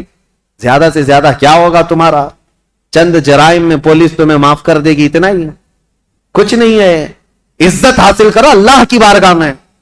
ہونا تو یہ چاہیے کہ اپنی قوم اور اپنی جماعت کے متعلق پہلے تو حالات ایسے ہوتے تھے کہ ہمارے بزرگ بتاتے ہیں کہ دوسروں کو ہماری جماعت کے ہمارے محلے میں آنے سے پہلے اجازت لینی پڑتی تھی، اتحاد ہوتا، یونٹی ہوتی۔ آج ہر کوئی ایک دوسرے کے پیچھے پڑا ہوا ہے، اس کی جاسوسی وہ کرے، اس کی جاسوسی یہ کرے، جاسوسی میں پوری زندگی گزر جا رہی۔ قیامت کے دن اللہ کی بارگاہ میں کیا کہو گے؟ اور قرآن کا 26ویں پارے کی یہ آیت بھی یاد رکھو، اللہ نے فرمایا اجتنبوا کثیرا من الظن، اللہ فرماتا ولا تجسسوا، لوگوں کی جاسوسی مت کرو۔ اور جو جاسوسی کرتا ہے مومن کے لیے یا غیبت کرتا ہے اس کے لیے اللہ قرآن میں فرماتا گویا کہ وہ اپنے مرے ہوئے بھائی کا گوشت کھاتا ہے، مرے ہوئے بھائی کا گوشت کھاتا ہے۔ میں ان سب سے کہوں گا ظالموں، مردہ کھانے والوں، توبہ کر لو، ابھی دن باقی ہیں، ابھی دن باقی ہیں۔ تم نے جن لوگوں کو ذلیل کرنے کے لیے، آج تخت پر بیٹھے ہوئے لوگوں کی رضامندی حاصل کرنے کے لیے مسلمانوں کی خبریں لے جا کر پہنچاتے ہو، دن بدلیں گے، وقت بدلے گا، پھر تمہاری حالت ایسی ہوگی نہ تم اپنی قوم کے ہوگے نہ کسی اور قوم کے ہوگے، تمہیں منافقین میں شمار کیا جائے گا۔ توبہ کر لو۔ امام مسلم بن عقیل کی خبریں پہنچانے والا وہ ماکل غلام، اس کے ساتھ یہی ہوا 3000 درہم دے کر کے نذرانہ اور ساری رپورٹیں لا کر عبید اللہ بن زیاد کے پاس پہنچاتا تھا۔ عبید اللہ بن زیاد ساری باتیں سنتا رہا اور ہانی بن عروہ کو ایک دن بلا لیا، کہا ہانی بن عروہ سے اس کے پرانے تعلقات تھے، لیکن ہانی بن عروہ جب سے وہ آیا تھا ملنے نہیں گئے تھے۔ بلایا اچانک گورنر ہاؤس پہ، کہا کیا بات ہے ہانی بن عروہ، ہم سے ملاقات نہیں کر رہے ہو؟ کہا میں بیمار تھا اس لیے نہیں آیا۔ کہا بیمار نہیں، تم تو فتنوں میں مبتلا ہو، امیر المومنین کے خلاف فتنہ کرنے کا گھر کو اڈا بنا رکھا ہے، مسلم بن عقیل کو تم سہارا دیے ہوئے ہو، روزانہ پلاننگ کرتے ہو اپنے گھر میں، اور خلافت کے خلاف لوگوں کو بغاوت پر ابھار رہے ہو۔ حضرت ہانی بن عروہ نے کہا ایسا تو نہیں کر رہا میں۔ تو اس نے وہ غلام کو سامنے پیش کیا، کہا اس کو پہچانتے ہو؟ کہا ہاں یہ تو محب اہل بیت ہے۔ وہ ماکل بن یسار جو غلام تھا، اس نے کہا میں کوئی محب اہل بیت نہیں، میں عبید اللہ بن زیاد کا سپاہی ہوں، میں ان کی طرف سے آیا کرتا تھا۔ ہانی بن عروہ دیکھ کر دنگ رہ گئے، مسلمان کو اگر کسی نے ڈنک مارا ہے تو دوسرا مسلمان ہی مارا ہے۔ اکثر یہی ہوا ہے تاریخ میں، جب تک اپنا کوئی گھر کا بھیدی نہیں ہوتا تب تک تو کوئی دشمن ہم پر غالب نہیں ہوتا۔ پوری تاریخ میں دیکھیں آپ، یہی ہوتا رہا ہے۔ ہانی بن عروہ نے کہا تو اب یہ تیری جاسوسی تھی تو سن لے، حقیقت بات یہ ہے مسلم بن عقیل خود آئے ہیں میرے گھر اور وہ اہل بیت سے ہیں، میں ان کو منع نہیں کر سکتا، اس لیے میں اپنے گھر میں رکھا ہوں۔ مسلم بن عقیل کی ابھی یہ بات چل رہی تھی، کوفہ میں یہ بات گردش کرنے لگ گئی کہ وہ قبیلہ بنی مزعج کے تھے، ایک قبیلہ تھا بنی مزعج، اس قبیلے کے ہانی بن عروہ سردار تھے، مشہور ہو گئی ہانی بن عروہ کا قتل ہو گیا، ان کو مارا گیا، تب سارے ان کے خاندان کے لوگ اور سب کے سب جمع ہو گئے، یہ تعداد بھی قریب 12,000 کی تھی۔ امام مسلم بن عقیل اس میں باہر نکل کر کے آگئے، کوفہ کے جتنے لوگ ہیں ان کو لے کر گورنر ہاؤس کا گھیراؤ کر لیا، سب کو باہر جمع کر لیا۔ امام مسلم بن عقیل نے کہا اس وقت تک نہیں جائیں گے جب تک ہانی بن عروہ کے قتل کے بارے میں ہم ابن زیاد سے بدلہ نہ لیں گے۔ کوفہ والے نعرہ لگاتے ہوئے آ گئے۔ یہ وقت بھی ایسا تھا، امام مسلم بن عقیل چاہتے تو پورے گورنر ہاؤس کو تباہ کر دیتے، لیکن جب 12,000 لوگ آئے تھے تو ابن زیاد نے کیا کیا، ہانی بن عروہ کو اس نے قتل نہیں کیا تھا، وہیں گورنر ہاؤس میں قید کر کے رکھا تھا، بوڑھے صحابی تھے، ان کو پکڑ کر کے چھت پر لایا گیا اور یہ زور زبردستی ان سے کہا گیا اپنے قبیلے والوں سے کہہ دو واپس چلے جائیں، اپنے قبیلے والوں سے کہہ دو مسلم بن عقیل کا ساتھ چھوڑ دیں، ورنہ ہانی بن عروہ تمہارا قتل ہو جائے گا، ٹکڑے ہو جائیں گے۔ ہانی بن عروہ چھت پر آئے اور اعلان کیا، اے لوگوں میں زندہ ہوں، مجھے نہیں مارا گیا ہے، لیکن بات یہ ہے فتنہ و فساد ہو رہا ہے، تم لوگ سب منتشر ہو جاؤ۔ تو ابن زیاد کی طرف سے ایک آدمی کھڑا ہوا کہ اے بنی مزیج کے لوگوں، تم سے ابن زیاد کی کوئی دشمنی نہیں ہے، ہانی بن عروہ کا وہ دوست ہے، تم سب مسلم بن عقیل سے دور ہو جاؤ، ہانی بن عروہ کو کوفہ میں ایک عزت دار عہدہ دیا جائے گا اور ان کو یہاں پر عزت و تکریم سے نوازا جائے گا۔ قبیلے کے سارے لوگ نکل گئے۔ یہی وہ تاریخ ہے جب امام مسلم بن عقیل رات کو نماز پڑھانے کے لیے کھڑے تھے، عشاء کی 12,000 لوگ تھے، رات بھر یہ قضیہ چلتا رہا اور سارے قبیلے بنی مزیج کے اور کوفہ والے چھوڑ کر کے جاتے رہے۔ صبح کے وقت امام مسلم بن عقیل کے پیچھے فجر میں صرف 3 لوگ باقی تھے، 3 لوگ باقی رہ گئے۔ تاریخ میں ایسا باپ کبھی سنا ہے اپنے 12,000 لوگ ایک بیت چھوڑ کر کے جائیں اور 3 لوگ باقی رہ جائیں؟ یہ رسول اللہ کے خاندان والوں کا بہت عظیم امتحان تھا۔ امام مسلم بن عقیل نے دیکھا کہ یہ سارے چھوڑ کر چلے گئے، لیکن ہوا کیا، سب کے جانے کے بعد حضرت امام مسلم بن عقیل اب تیسرا گھر ڈھونڈنے والے تھے کہ کسی کے گھر تو رکوں جا کر۔ پہلے مختار بن عبید کے گھر میں تھے، دوسرے ہانی بن عروہ کے گھر میں، اب حضرت امام مسلم بن عقیل جہاں سے گزرتے تھے کوفہ والے اپنا گھر بند کر دیتے تھے، کوفہ والے گھر بند کر دیتے تھے، ان کی وجہ سے ہمارے اوپر عذاب آ جائے گا، یہ ابن زیاد ہمیں چھوڑے گا نہیں، ہمیں مار ڈالے گا۔ امام مسلم بن عقیل گھومتے رہے، پھرتے رہے، دن بھر کسی نے آپ کے لیے دروازہ نہیں کھولا، کوئی دروازہ نہیں کھولا، بھوکے اور پیاسے کوفہ میں۔ یہ وہ کوفہ ہے جو 3 دن میں بدل گیا۔ عبید اللہ بن زیاد کے آتے ہی پورے لوگوں کی طبیعت چینج ہو گئی۔ ایک عورت تھی طوعہ نام کی، وہ اہل بیت سے محبت کرنے والی، امام مسلم بن عقیل کو دیکھتی ہے اور لے کر کے آ جاتی ہے، میرے گھر میں رک جائے، چاہے پورا زمانہ مخالف ہو جائے میں اپنی جان کی بازی لگا دوں گی، لیکن رسول اللہ کے گھر والوں کو اس طرح میں راستوں پر گھومتا پھرتا نہیں دیکھ سکتی، آپ آئیں میرے گھر۔ امام مسلم بن عقیل اس عورت کے گھر گئے، طوعہ، یہ عورت بڑی جانثار تھی۔ اب ادھر ہوا یہ کہ ہانی بن عروہ کا قبیلہ تو چلا گیا، اب ہانی بن عروہ کو جو اس نے دعویٰ کیا تھا کہ ان کو عزت سے نوازا جائے گا، کچھ نہیں، ان کو دوسرے دن کھڑا کیا گورنر ہاؤس میں، کہا مسلم بن عقیل کو میرے حوالے کر دو۔ ہانی بن عروہ نے کہا میں اپنا سارا گھر اور اپنی جان تیرے حوالے کر سکتا ہوں، مسلم بن عقیل کو تیرے حوالے نہیں کروں گا۔ اب ان کی دوستی بھی ختم ہو گئی۔ ہانی بن عروہ نے جب ایسی سختیاں کی تو عبید اللہ بن زیاد نے فوجیوں سے کہا کہ اس بوڑھے کو باہر لے جاؤ اور رسی سے باندھ کر کے راستوں پر کھینچو تاکہ کوفہ والے دیکھتے رہے۔ ہانی بن عروہ کو عبید اللہ بن زیاد کے ظالم فوجی رسیوں سے باندھ کر کوفہ کی گلیوں میں کھینچتے رہے۔ صحابی رسول ہیں، بوڑھے صحابی تھے، 80 سال کی عمر تھی۔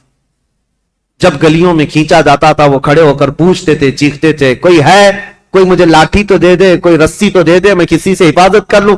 ان کا خود کا قبیلہ بھی قریب آنے کو تیار نہیں، یہاں تک کہ گھماتے پھراتے ان کو گورنر ہاؤس پر لایا گیا۔ جب انہوں نے سخت جملے کہے، اے عبید اللہ بن زیاد سن لے، میں گواہی دیتا ہوں تو کذاب ابن کذاب ہے، اور جس کی خلافت کا تو دعویٰ کرتا ہے یزید، وہ سب سے بڑا دجال ہے، کذاب ہے۔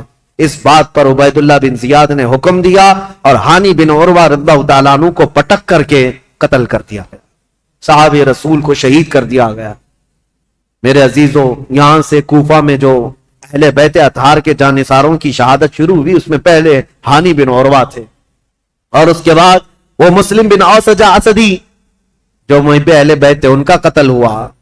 پھر آپ ڈھونڈنے کے لیے بھیجا کہ جہاں کئی مسلم بن عقیل ہیں ان کو ڈھونڈ کر کے لاؤ۔ یہ حالات ہوتے رہے، اور توعا نام کی عورت کے گھر مسلم بن عقیل تھے۔ اتفاق ایسا کہ اس توعا نامی عورت کا جو بیٹا تھا محمد بن اشعث، وہ ابن زیاد کے درباری تھا، فوجی تھا، اور اس کو خبر ملی تو ابن زیاد سے آ کر کے کہا میری ماں نے پناہ دے رکھی ہے مسلم بن عقیل کو، لیکن میری ماں بہت ڈھیٹ ہے، مانے گی نہیں، وہ مجھ سے بھی لڑ جائے گی، مسلم بن عقیل کو حوالے نہیں کرے گی، تو کیا کیا جائے؟ ابن زیاد نے پوچھا تو اس نے کہا بیٹے نے میرے ساتھ 10 فوجیوں کو بھیجو، کسی نہ کسی طرح گرفتار کر کے لاؤں گا۔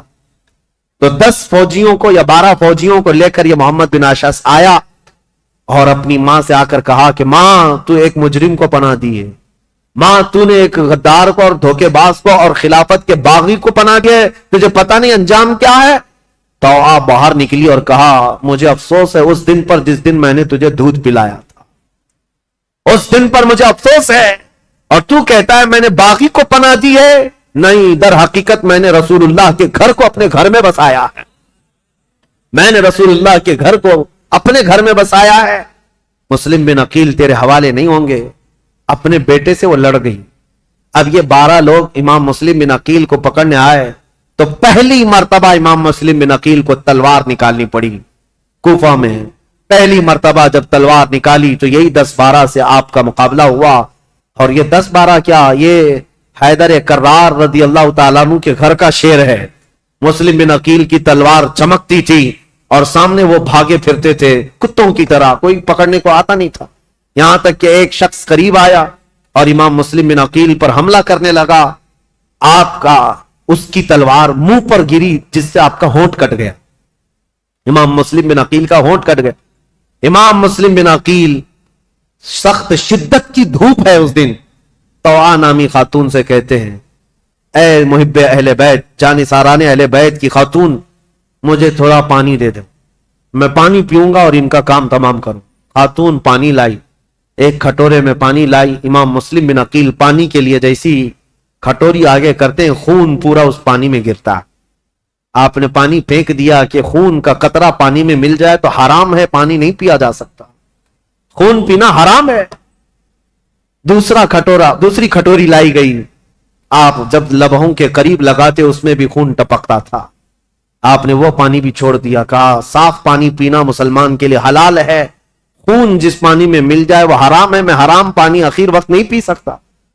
تیسری مرتبہ لایا گیا، تیسری مرتبہ بھی وہ کھٹوری خون سے لال ہو گئی، آپ نے رکھ دیا اور کہا شاید اب میری زندگی میں دنیا کا پانی نہیں ہے۔ امام مسلم بن عقیل لڑنے کے لیے پھر باہر آئے تو ان ظالموں نے کیا کہا، محمد بن اشعث وغیرہ نے کہا مسلم ہم تم سے لڑنا نہیں چاہتے، امان دیتے ہیں۔ ایک شخص اس میں سے کہا میں امان دیتا ہوں، بس بات اتنی ہے کہ تم چلو عبید اللہ بن زیاد کے سامنے، تمہارے آمنے سامنے گفتگو ہو جائے، ہم اتنا ہی کہتے ہیں۔ جیسے آج بھی آتے ہیں نا پولیس والے، صرف بات کرنا ہے، بات کرنے کے لیے جانا ہے۔ امام مسلم بن عقیل سے کہا صرف بات کرنے کے لیے چلو، اور اس وقت عربوں میں امان دینے کا مطلب یہ ہوتا ہے کہ پھر جنگ نہیں ہوتی، اور اس کے لیے جس نے امان دیا وہ تلوار اٹھا لیتا، عرب میں یہ دستور تھا۔ تو امام مسلم بن عقیل نے اپنی تلوار چھوڑ دی، کہا چلو ٹھیک ہے تم نے امان دے دی، میں چلتا ہوں ابن زیاد کے پاس گفتگو کروں گا۔ جب جانے لگے اور اس وقت جیسے ہی ان کی بگی میں بٹھایا گیا، گھوڑے پر بٹھایا گیا، تو ظالموں نے پیچھے سے ان کے ہاتھ باندھنا شروع کر دیا۔ امام مسلم بن عقیل کے ہاتھ باندھے۔ آپ نے پوچھا جب تم نے امان دے دیا اور صرف بات ہی کرنا ہے تو پھر یہ ہاتھ باندھنا کیوں شروع کیا؟ یہ پہلی غداری ہے تمہاری۔ کہا نہیں ابن زیاد کے پاس چلو۔ جب وہاں پہنچے تو آپ کو اس انداز سے نہیں لے جایا گیا جیسے بلایا گیا تھا، کھینچ کر کے بے عزتی کے ساتھ لایا گیا، عبید اللہ بن زیاد کے سامنے لایا گیا۔ اب یہ جو مکالمہ ہوا ہے، جو گفتگو ہوئی ہے، ابن زیاد نے اب گفتگو شروع کی اور کہا اے مسلم بن عقیل، کیا تم یہ فتنہ پروری کر رہے ہو؟ یہاں کے لوگ امن و امان میں تھے، یہاں کے لوگ حسب عادت بہت اچھے مزاج کے تھے، اور تم نے آ کر فتنہ ڈال دیا اور حقیقی خلیفہ کے خلاف بغاوت کیا۔ امام مسلم بن عقیل نے کہا نہ، ہم فتنہ کرنے کے لیے آئے، اور نہ یہاں کے لوگ امن و امان میں تھے. ہم کو یہ خبر دی گئی کہ یہاں تیرے باپ کی حکومت ظلم کے ساتھ قائم کی گئی ہے اور ان کے ساتھ کوفہ والوں کے ساتھ ظلم ہوتا تھا. ہم ان کو زمانے رسول کی خلافت یا زمانے رسول کی حالت پر لانے کے لیے اپنا شہر چھوڑ کر آئے ہیں. تو ابن زیاد نے کہا اے مسلم بن عقیل تم کو اتنی فکر ہو گئی, تم تو مدینے میں شراب پینے والے لوگ. مسلم بن عقیل نے مسکرا کر کہا پورا زمانہ گواہ ہے رسول اللہ کا گھرانہ شراب تو دور کی بات, میری کھٹوری میں خون کا قطرہ گرا تھا میں نے وہ پھینک دیا ہے. شراب کی بات کرتا ہے, شراب تو تجھ جیسا آدمی پیتا اور تیرا امیر پیتا ہے یزید جو مسلمانوں کی خون پر اپنی کرسی بچھایا ہوا ہے. یہ باتیں سخت ہو گئی امام مسلم بن عقیل کی اور ابن زیاد کی. ابن زیاد نے کہا کہ مسلم ابھی تمہارے پاس وقت ہے کہ تم یزید کی امارت اور اس کی خلافت کو تسلیم کر لو تو ہمارے درمیان بات بن جائے گی. ابن زیاد نے جیسے کہا مسلم بن عقیل نے کہا تو ہم سے اس بات کا وعدہ لینا چاہ رہا ہے جو قیامت تک ہونے والا نہیں ہے, جو قیامت تک ہونے والا نہیں ہے. اور ہماری زندگیاں کیا ہماری نسلیں ختم ہو جائیں گی, لیکن جس بات پر تو عہد لینا چاہتا ہے وہ ممکن نہیں ہے. ابن زیاد نے تلوار نکالی اور کہا اگر وہ ممکن نہیں ہے تو پھر میری تلوار سے تمہارا مقابلہ ممکن ہے. مسلم بن عقیل نے کہا میں نہیں کہتا تھا کہ تجھ جیسا خون پینے والا ہی شرابی ہے اور تیرے لیے ہی یہ سزاوار ہے کہ تو ہی مسلمان کے خون سے اپنے آپ کو آلودہ کر سکتا ہے. یہ گفتگو ہوتی رہی کوفہ کے گورنر ہاؤس میں. عبید اللہ بن زیاد نے امام مسلم بن عقیل کو پیچھے ہاتھ باندھ کر اوپر چھت پر لے جانے کا حکم دیا. جلاد کو بلایا اور جلاد کو بلانے کے بعد امام مسلم بن عقیل کی ہڈیاں توڑی گئیں, آپ کی ہڈیاں توڑی گئیں اور اس کے بعد امام مسلم بن عقیل کو قتل کر کے گورنر ہاؤس کے اوپر سے پھینکا گیا. آپ کا سر مبارک الگ اور جسم مبارک الگ پھینکا گیا تھا. انا للہ و انا الیہ راجعون. یہ خاندان نبوت کے پہلے شہید ہیں, پہلے شہید کوفہ میں جنہوں نے دم توڑ دیا. لیکن جانتے ہو گورنر ہاؤس میں مسلم بن عقیل کی یہ حالت تھی کہ جب آپ کے ہاتھ باندھ کر کے آپ کو اوپر لے جایا جا رہا تھا تو کئی لوگ وہاں موجود تھے. ان کی طرف دیکھ دیکھ کر کے امام مسلم بن عقیل کہہ رہے تھے اے لوگوں دنیا کا یہ دستور ہے, قیصر اور کسریٰ جیسے ظالم بادشاہ بھی جب کسی کو پھانسی دیتے تو پھانسی دینے سے پہلے اس سے پوچھ لیتے تیری کوئی خواہش ہے تو بتا دے. یہ کیسی حکومت تمہاری آ گئی, کیا مجھ سے کوئی پوچھنے والا نہیں ہے؟ تو لوگ کہتے اگر کوئی چیز چاہتے ہو تو بتاؤ.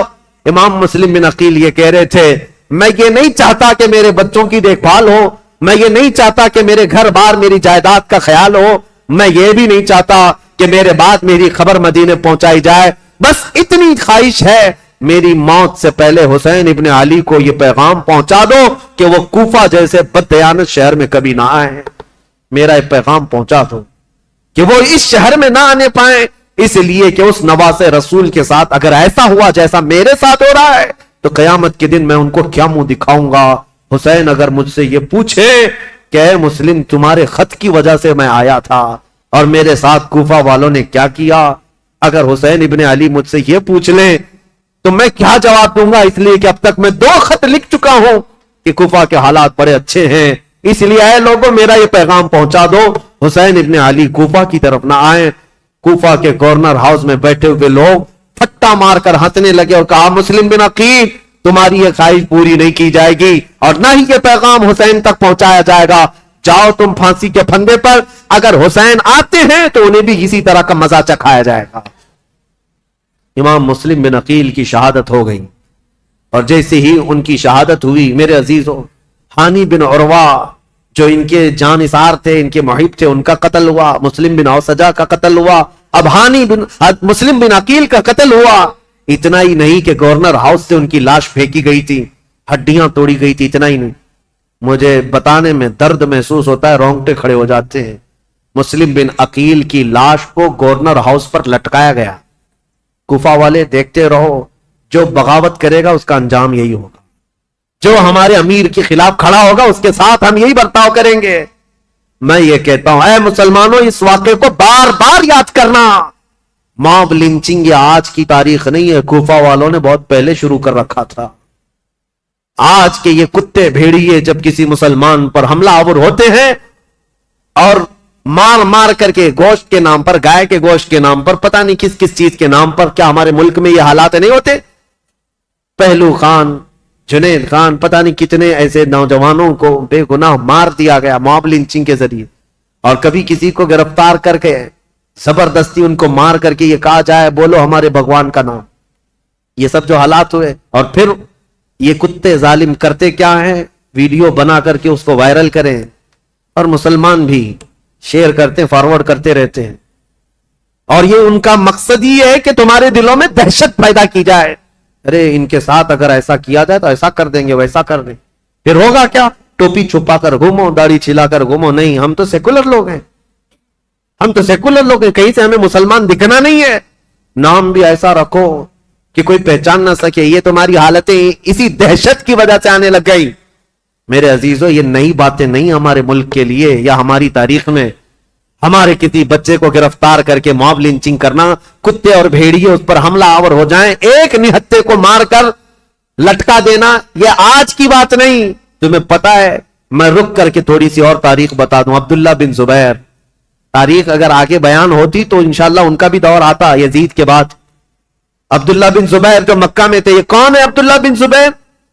یہ حضرت ابو بکر صدیق کے نواسے. ان کی ماں اسما بنت ابو بکر اور باپ زبیر بن عوام, رسول اللہ کے عشرہ مبشرہ صحابہ میں سے. ان کے بیٹے, ماں صدیق اکبر کی بیٹی اور باپ رسول اللہ کی پھوپھی کے بیٹے.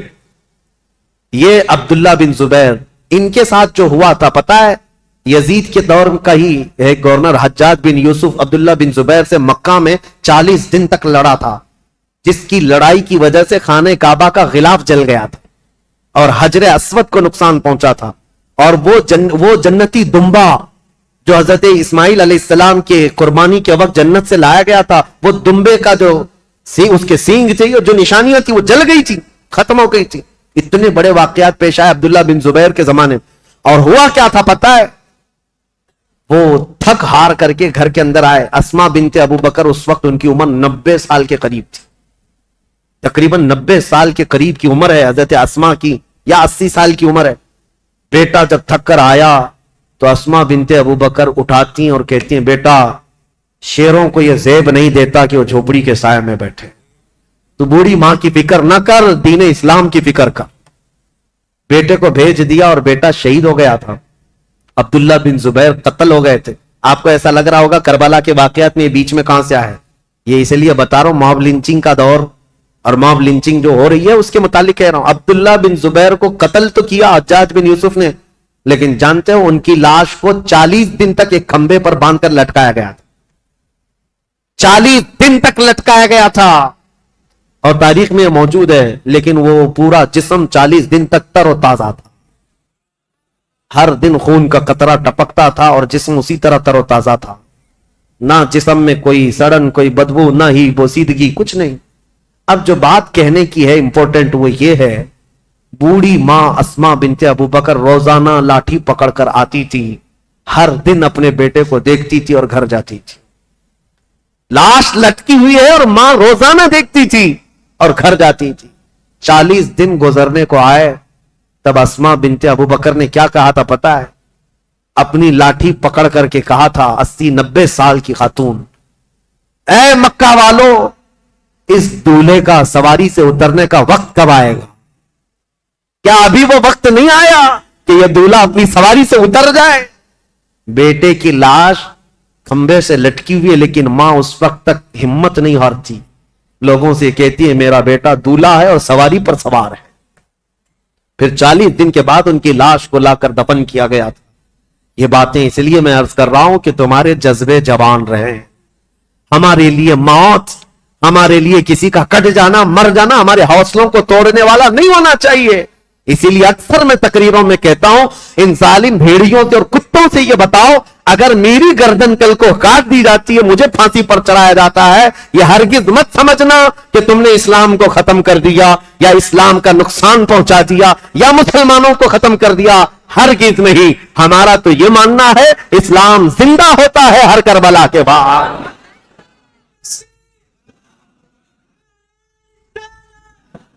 اسلام زندہ ہوتا ہے ہر کربلا کے بعد. حضرت امام مسلم بن عقیل کی لاش کو لٹکا کر کوفہ والوں نے یہ موب لنچنگ ہی تو کیا تھا، تو کیا اس وقت اسلام ختم ہو گیا؟ سب ڈر کر کے سہم کر کے سب چیزیں چھوڑ دیے؟ نہیں میرے عزیزو، اسلام پھلتا رہا، پھولتا رہا. اسی لیے یہ کچھ دیر کی خاموشی ہے، پھر شور آئے. آج کتوں کا وقت ہے، کل ہمارا دور ہے انشاءاللہ العزیز. امام مسلم بن عقیل کی شہادت کے بعد جو ہولناک مناظر پیش آئے کوفہ کی سرزمین پر، وہ بیان سے باہر ہیں میرے عزیزو. اب میں رلانے کے لیے بیان نہیں کرتا، لیکن غم ہمارا قدرتی ہے، غم ہمارا فطرتی ہے، آ جاتا ہے. میں تو بیان اس لیے کرتا ہوں کہ ہمارے بچے جوان رہیں اور بوڑھے بھی جوان رہیں. کربلا کی داستان سن کر ڈر کر کے سہم کر کے حالات سے سمجھوتا کرنے والی باتیں نہ کریں، بلکہ ہمیشہ ایک بات یاد رکھیں، تلوے چاٹنے والوں کی تاریخ نہیں لکھی جاتی، باطل سے ٹکرانے والوں کی تاریخ لکھی جاتی ہے. یہ کوئی کمال کی بات نہیں. آج جو حکومت میں اس کے تلوے چاٹیں، اس کی جوتیاں اٹھائیں، یہ چڑھتے سورج کو پوجا کرنے والے لوگ ہر زمانے میں آتے رہیں گے، ان کا نام و نشان نہیں ہوتا. دیکھیں زمانے بدلتے گئے بہت سارے بادشاہ آئے یا بڑے بڑے لیڈر آئے، لیکن تاریخ میں جو حسین کا مقام ہے وہ کسی کا مقام نہیں، کیونکہ ٹکر بھی ایسے لیا تھا کہ تاریخ رقم کر دیا. اسی لیے شاعر نے کہا ہے، رب کی توحید کلمہ نبی کا ولائے مرتضی، سب کو بچانے نکلا ہے قافلہ حسین کا. کلمہ نبی کا، رب کی توحید اور ولائے مرتضی، سب کو بچانے نکلا ہے قافلہ حسین کا. عزیزان گرامی اوقات، امام مسلم بن عقیل کی شہادت کے بعد ابن زیاد کی سختی اور زیادہ بڑھ گئی. یہ وہ حرام الدہر شخص تھا جس کے متعلق صحابہ بھی کہتے تھے کہ ابن دجانہ، اس کو ابن مرجانہ کہا جاتا تھا، ایک ایسی عورت کا بیٹا جس کو زانیہ کہا جاتا. اس کے اندر کہاں سے اچھائیاں آتی، کہاں سے نرم دلی آتی، کہاں سے رحم آتا. پھر ہوا یہ کہ ابن زیاد کو یہ خبر دی گئی، جب مسلم آئے تھے تو ان کے ساتھ 2 بیٹے بھی آئے تھے. کہیں ایسا نہ ہو کہ ان کے بچوں کی محبت پھر لوگوں میں جاگ جائے اور پھر اہل بیت کی طرف چل پڑے. میں نہیں کہتا مسلمانوں، جب ظالم اپنی طاقت کے بل بوتے سب پر ظلم کرتا ہے، اس کے باوجود بھی اہل حق کے بچوں سے بھی اسے گھبراہٹ ہوتی، خوف ہوتا ہے، ڈرنے لگتا ہے. آپ کو پتا ہے وہ پاکھنڈی خنزیر کا بچہ جو حضور کی شان میں گستاخی کرتا تھا، غازی آباد میں ڈاسنا میں بیٹھ کر ایک مرتبہ اس کے مندر میں 8 سال کا بچہ کہیں پانی پینے کے لیے چلا گیا. دوسرے دن پورے نیوز والوں کو بلا لیا، پولیس میں خبر کر دیا آتنکوادی آ گیا تھا میرے گھر، کوئی ٹیررسٹ آ گیا تھا. 8 سال کا بچہ پانی پینے کے لیے بھولے بھٹکے چلا گیا، لیکن نام تھا مسلمان. تو ہم یہ کہتے ہیں میرے عزیزو، یہ جو ڈراؤنا خواب ہے، تمہارے پاس ساری طاقت، ساری قوت، سارا عہدہ، سارا ڈپارٹمنٹ، سب کچھ ہے، لیکن پھر بھی دیکھو اہل حق کا 8 سالہ بچہ بھی تمہیں بم لگتا ہے. کیوں؟ الحمدللہ ہم حق کے ساتھ جیتے ہیں، تنہا پورے ملک میں گھوم رہے ہیں، ہمیں کسی بات کا خوف نہیں. ہم تو اپنی چادر لیے گھومتے ہیں یا امامہ پہن کر، جس دن موت آئے گی اسی کو کفن بنائیں گے اور سو جائیں گے. لیکن انہیں ڈر ہے، 12 باڈی گارڈ لے کر کے بھی باہر نہیں آ سکتے. ان کو پتا ہے ان کی دم پر کوئی بھی پیر رکھنے والا مسلمان بچہ باہر آ سکتا ہے، اور بار بار یہ ساری باتیں کرتے رہتے ہیں. اس لیے میرے عزیزوں، 1000 طاقتیں جمع ہو جائیں، اہل حق کی استقامت کا مقابلہ نہیں ہو سکتا. امام مسلم بن عقیل کے 2 بچوں کو کیا معاملہ تھا، ان کی عمر کتنی تھی؟ تاریخ میں یہ ہے 8 سال یا 11 سال کی عمر کے بچے تھے. اتنے بچے کس کو نقصان پہنچا سکتے تھے، لیکن ڈر تھا. ابن زیاد نے کہا وہ دونوں بچوں کو بھی پکڑ لاؤ جہاں کہیں ہیں تو مسلم بن عقیل کے. بچوں سے بھی نفرت یا بچوں سے بھی ڈر. اب ظالم کوفی ادھر ادھر ڈھونڈنے نکلے. ان بچوں کے ساتھ جو ہوا تھا وہ دردناک ہے، تاریخ میں اور روایات میں موجود ہے. یہ دونوں بچے محمد اور ابراہیم، کوفہ والے تو انہیں پناہ دینے سے منع کر رہے تھے. ایک مرتبہ ایسا ہوا کہ ایک مسلم بن عقیل رضی اللہ تعالیٰ عنہ نے جانے سے پہلے اپنے ایک جان پہچان شخص اور ان کے محبت کرنے والے تھے قاضی شریح، ان کے حوالے کر دیا تھا. کہا کہ ان کو آپ مدینہ طیبہ رخصت کر دینا. قاضی شریح ہے یا کوئی دوسرا نام ہے. امام مسلم بن عقیل نے جن کے لیے وصیت کی تھی، ان صاحب نے کیا کیا، کہا ان بچوں کو رات کے وقت سجایا سنوارا اور کہا دیکھو بیٹا، ایک قافلہ آج مدینے کی طرف جا رہا ہے، تم اس قافلے میں شامل ہو جاؤ. تم اپنے گھرانے پہنچ جاؤ گے, تمہارا خاندان مدینے میں ہے, تمہارے باپ تو شہید ہو گئے, تمہارے باپ تو قتل ہو گئے, کوفہ اجنبی ہے, یہاں کس کے گھر رہو گے؟ بچے سہمے ہوئے, ڈرے ہوئے, باپ کی آغوش تربیت میں ناز و نیام سے آئے ہوئے, مان لیا اور کہا ٹھیک ہے. ان صاحب نے اپنے بیٹے کو کہا کہ ان بچوں کو اس قافلے تک پہنچا کر آؤ. بیٹا لے کر گیا, قافلہ نکل گیا تھا, دور سے دکھا دیا, وہ دیکھو قافلہ جا رہا ہے, دوڑ کے شامل ہو جاؤ. چھوٹے بچے تھے, دوڑتے رہے اس قافلے کو پکڑنے کے لیے, اور قافلہ چلتا رہا, دھول لٹتی رہی. کبھی ایک بچہ گر جاتا, دوسرا اٹھاتا, دوسرا گرتا, یہ اٹھاتا, پاؤں میں کانٹے چبھتے رہے. یہ بچے گرتے پڑتے رہ گئے. رات گزر گئی, قافلے کو نہ ملنا تھا, نہ ملا, اور ڈرتے سہمتے یہ قافلے کے چکر میں گھومتے رہ گئے, اور جہاں سے نکلے تھے وہیں آ کر پہنچ گئے. کوفہ کی سرحدی تھی, ڈرے سہمے ہوئے تھے.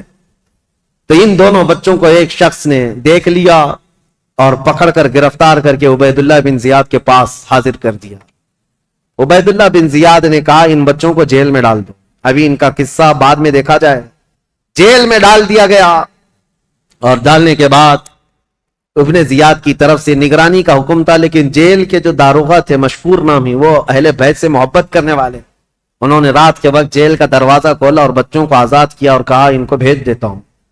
ان بچوں کو انہوں نے آزاد کر دیا اور پھر بھیج دیا کوفہ سے باہر. یہ بچے کوفہ سے باہر نکلے اور دریائے فرات کے کنارے ایک درخت کے نیچے تھکے ہارے سو رہے تھے. ایک خاتون پانی بھرنے کے لیے آئی, انہوں نے دیکھا گلاب جیسی رنگت کی حسین شہزادے کس کے ہیں. عورت قریب آئی, پوچھا کون ہو تم؟ کہا ہم مسلم بن عقیل کے بچے ہیں.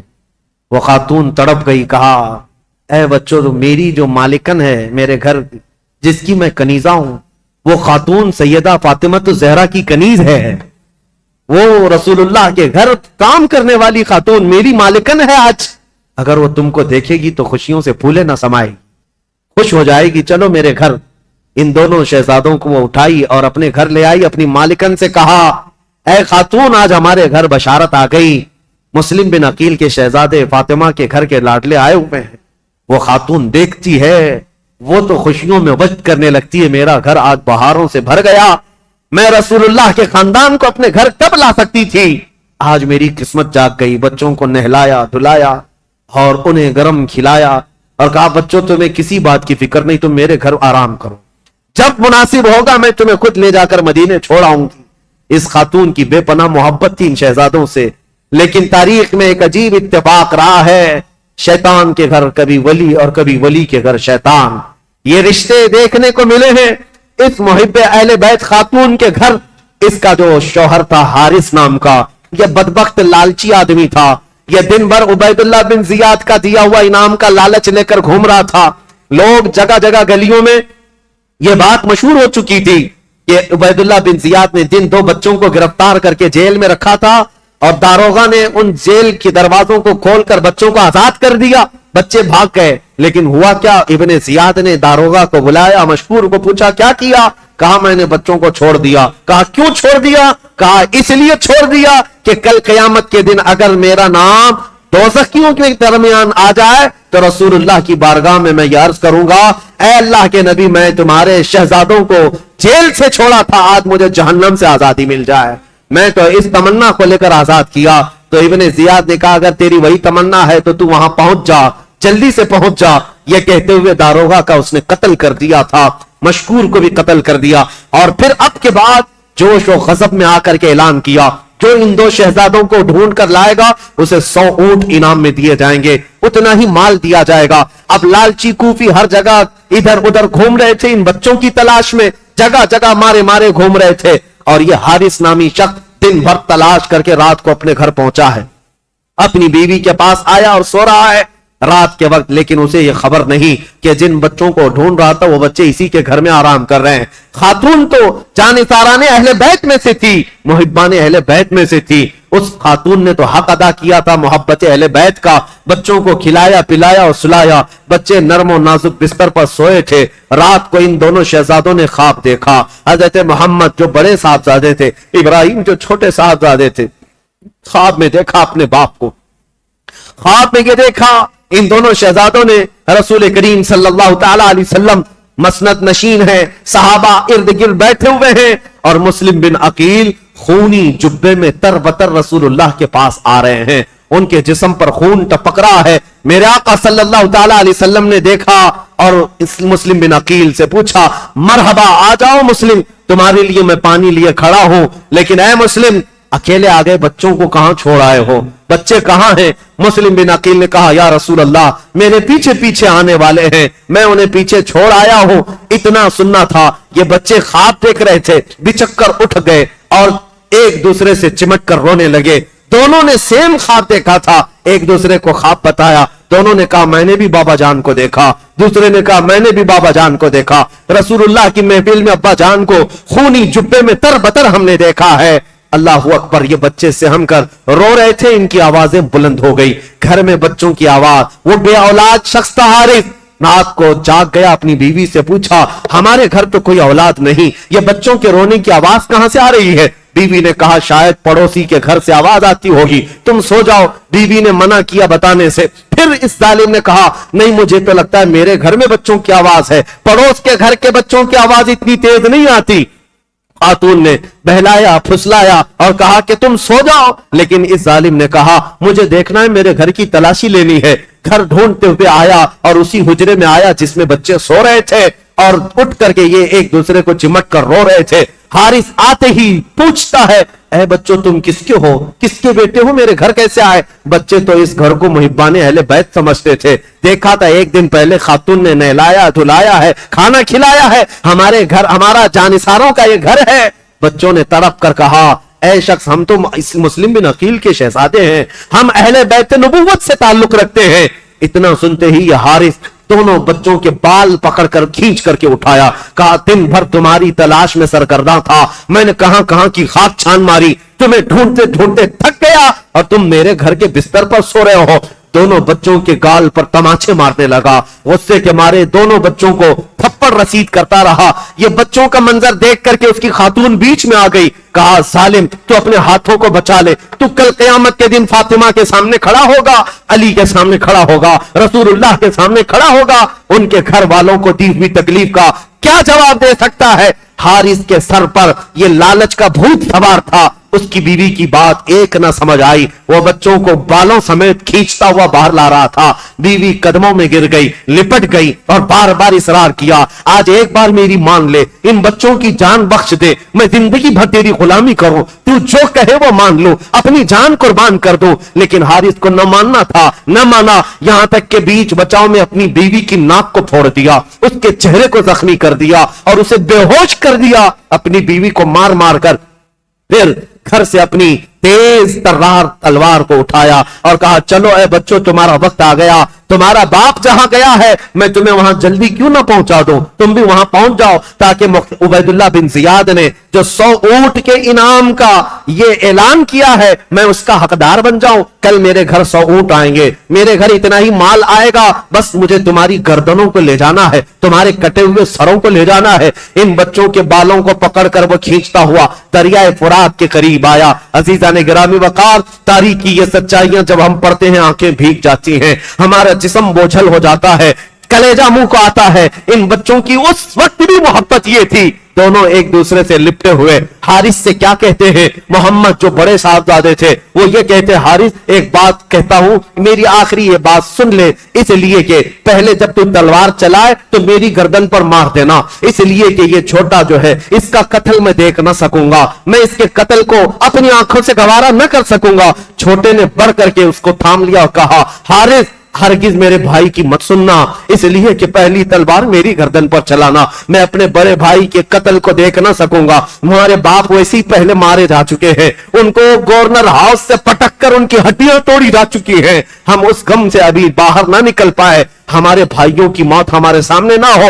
एक दूसरे पर बहस मुबाहिसा कर रहे हैं, एक कहता मुझे पहले कत्ल कर दो, दूसरा कहता पहले मुझे कत्ल कर दो। जब कत्ल होना ही है तो ये कैसा मिजाज था जो रसूलुल्लाह के खानदान में था, मरना है ही तो भाई की मौत देखकर क्यों मरे, भाई को मरता हुआ देखकर क्यों मरे, मरना है ही तो पहले अपनी जान दे दे, भाई की हिफाजत हो सकती है तो हो जाए। ये मिजाज रसूलुल्लाह के मुआशरे में मिलता है, मेरे आका का बनाया हुआ मिजाज था। दोनों शहजादे जब बहस व मुबाहिसा करते रहे, हारिस ने दोनों की गर्दनों को पकड़ा और कहा, तुम दोनों की ख्वाहिश पूरी एक साथ करता हूं। तलवार हवा में लहराया और एक साथ गर्दन पर मारा, जिससे दोनों शहजादों के सर हवा में उड़ गए। और इन नौनहालों का ऐसा कत्ल दुनिया ने देखा कि सर उड़ते हुए रेत में आकर गिर गए। इसीलिए शायर ने तो कहा था, उन फूलों का क्या जो बहारे जा फिजा दिखला गए, अफसोस तो उन कलियों का है जो बिन खिले मुरझा गए, बिन खिले मुरझा गए। इन फातिमा के लाडलों का, अहले बैत नबुव्वत के, खानदान नबुव्वत के शहजादों का ये पहला कत्ल था। इस कम उम्री में ये दो बच्चे शहीद हो गए कूफा की सरजमीन पर। इन दोनों के सरों को सजा करके दूसरे दिन ये हारिस नामी बदबख्त सालिम उबैदुल्लाह बिन जियाद के गवर्नर हाउस में पहुंचा और ये दोनों शहजादों के सर लाया और कहा, ऐलान के मुताबिक मेरे 100 ऊंट मुझे दे दो, 100 ऊंट का इनाम मुझे दे दो। उबैदुल्लाह बिन जियाद ने कहा, अरे सालिम, तुझे किसने कहा था कि इनके मुर्दा, इनके कटे हुए सर लाने के लिए? मैं तो जिंदा लाने के लिए कहा था। अगर यजीद ने मुझसे पूछ लिया कि इन बच्चों को कत्ल करने का ऑर्डर किसने दिया था तो मैं क्या पेश करूंगा? ये कहते हुए उबैदुल्लाह बिन जियाद ने उसी वक्त हारिस की गर्दन उड़ा दिया, जो सुबह के वक्त बच्चों का कातिल था। रब्बुल आलमीन ने शाम से पहले उस जालिम को कैफर किरदार तक पहुंचाया। इसीलिए कुरान कहता है, सयअलमुल्लज़ीना ज़लमू अय्य मुनक़लिबिन यनक़लिबून, अन करीब जालिम ये जान लेंगे किस खाई में अल्लाह उन्हें गिराएगा। जुल्म की एक तारीख होती है, जुल्म की हुकूमत ज्यादा देर तक नहीं चल सकती, अल्लाह करीम की पकड़ आ ही जाती है।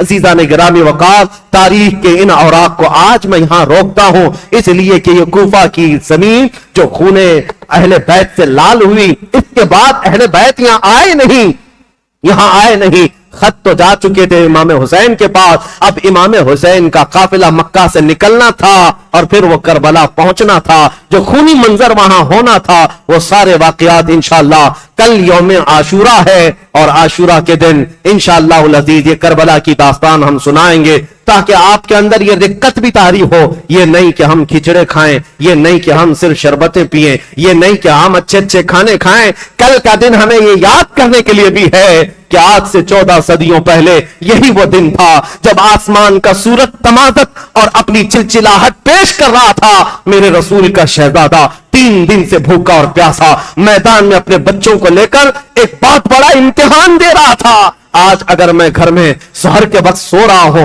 तो शर्म से डूबकर मरना चाहिए, फजर के वक्त सो रहा हूं शर्म से डूबकर मरना चाहिए। यही वो आशूरा की तारीख थी जब गर्दनों पर तलवारें थी। उस वक्त भी हुसैन रब का सजदा फरामोश नहीं कर रहा था, हुसैन सजदे में रहा। और मेरे अजीजों, रसूलुल्लाह के उस खानदान का तस्वुर लेकर के कल का दिन हमें जीना है और खिराज तहसीन पेश करना है, अकीदत के नजराने पेश करने हैं और फिर ये पुकार करके जाना है, इन जालिम कुत्तों को बता करके जाना है। हम हर साल करबला बयान करके फिर एक नया हौसला लेकर उठते हैं और दुनिया को ये बताते हैं, कत्ले हुसैन असल में मर्ग यजीद है, इस्लाम जिंदा होता है हर करबला के बाद। तू न होता तो न रह जाती सदाकत ऐ हुसैन, फिर इस जमाने को तेरी जरूरत है ऐ हुसैन। सलाम उन शहीदान करबला को और सलाम अहले बैत अतहार के उन नौनिहालों को। मौला करीम आखिर जिंदगी तक अहले बैत के कदमों में जिंदगी अता फरमाए और जान निसारान अहले बैत में हमारा शुमार फरमाए। क़यामत के दिन अल्लाह हम सबका हशर अहले बैत के साए तले अता फरमाए। व आखिर दावाना अनिल हम्दुलिल्लाहि रब्बिल आलमीन। अस्सलामु अलैकुम।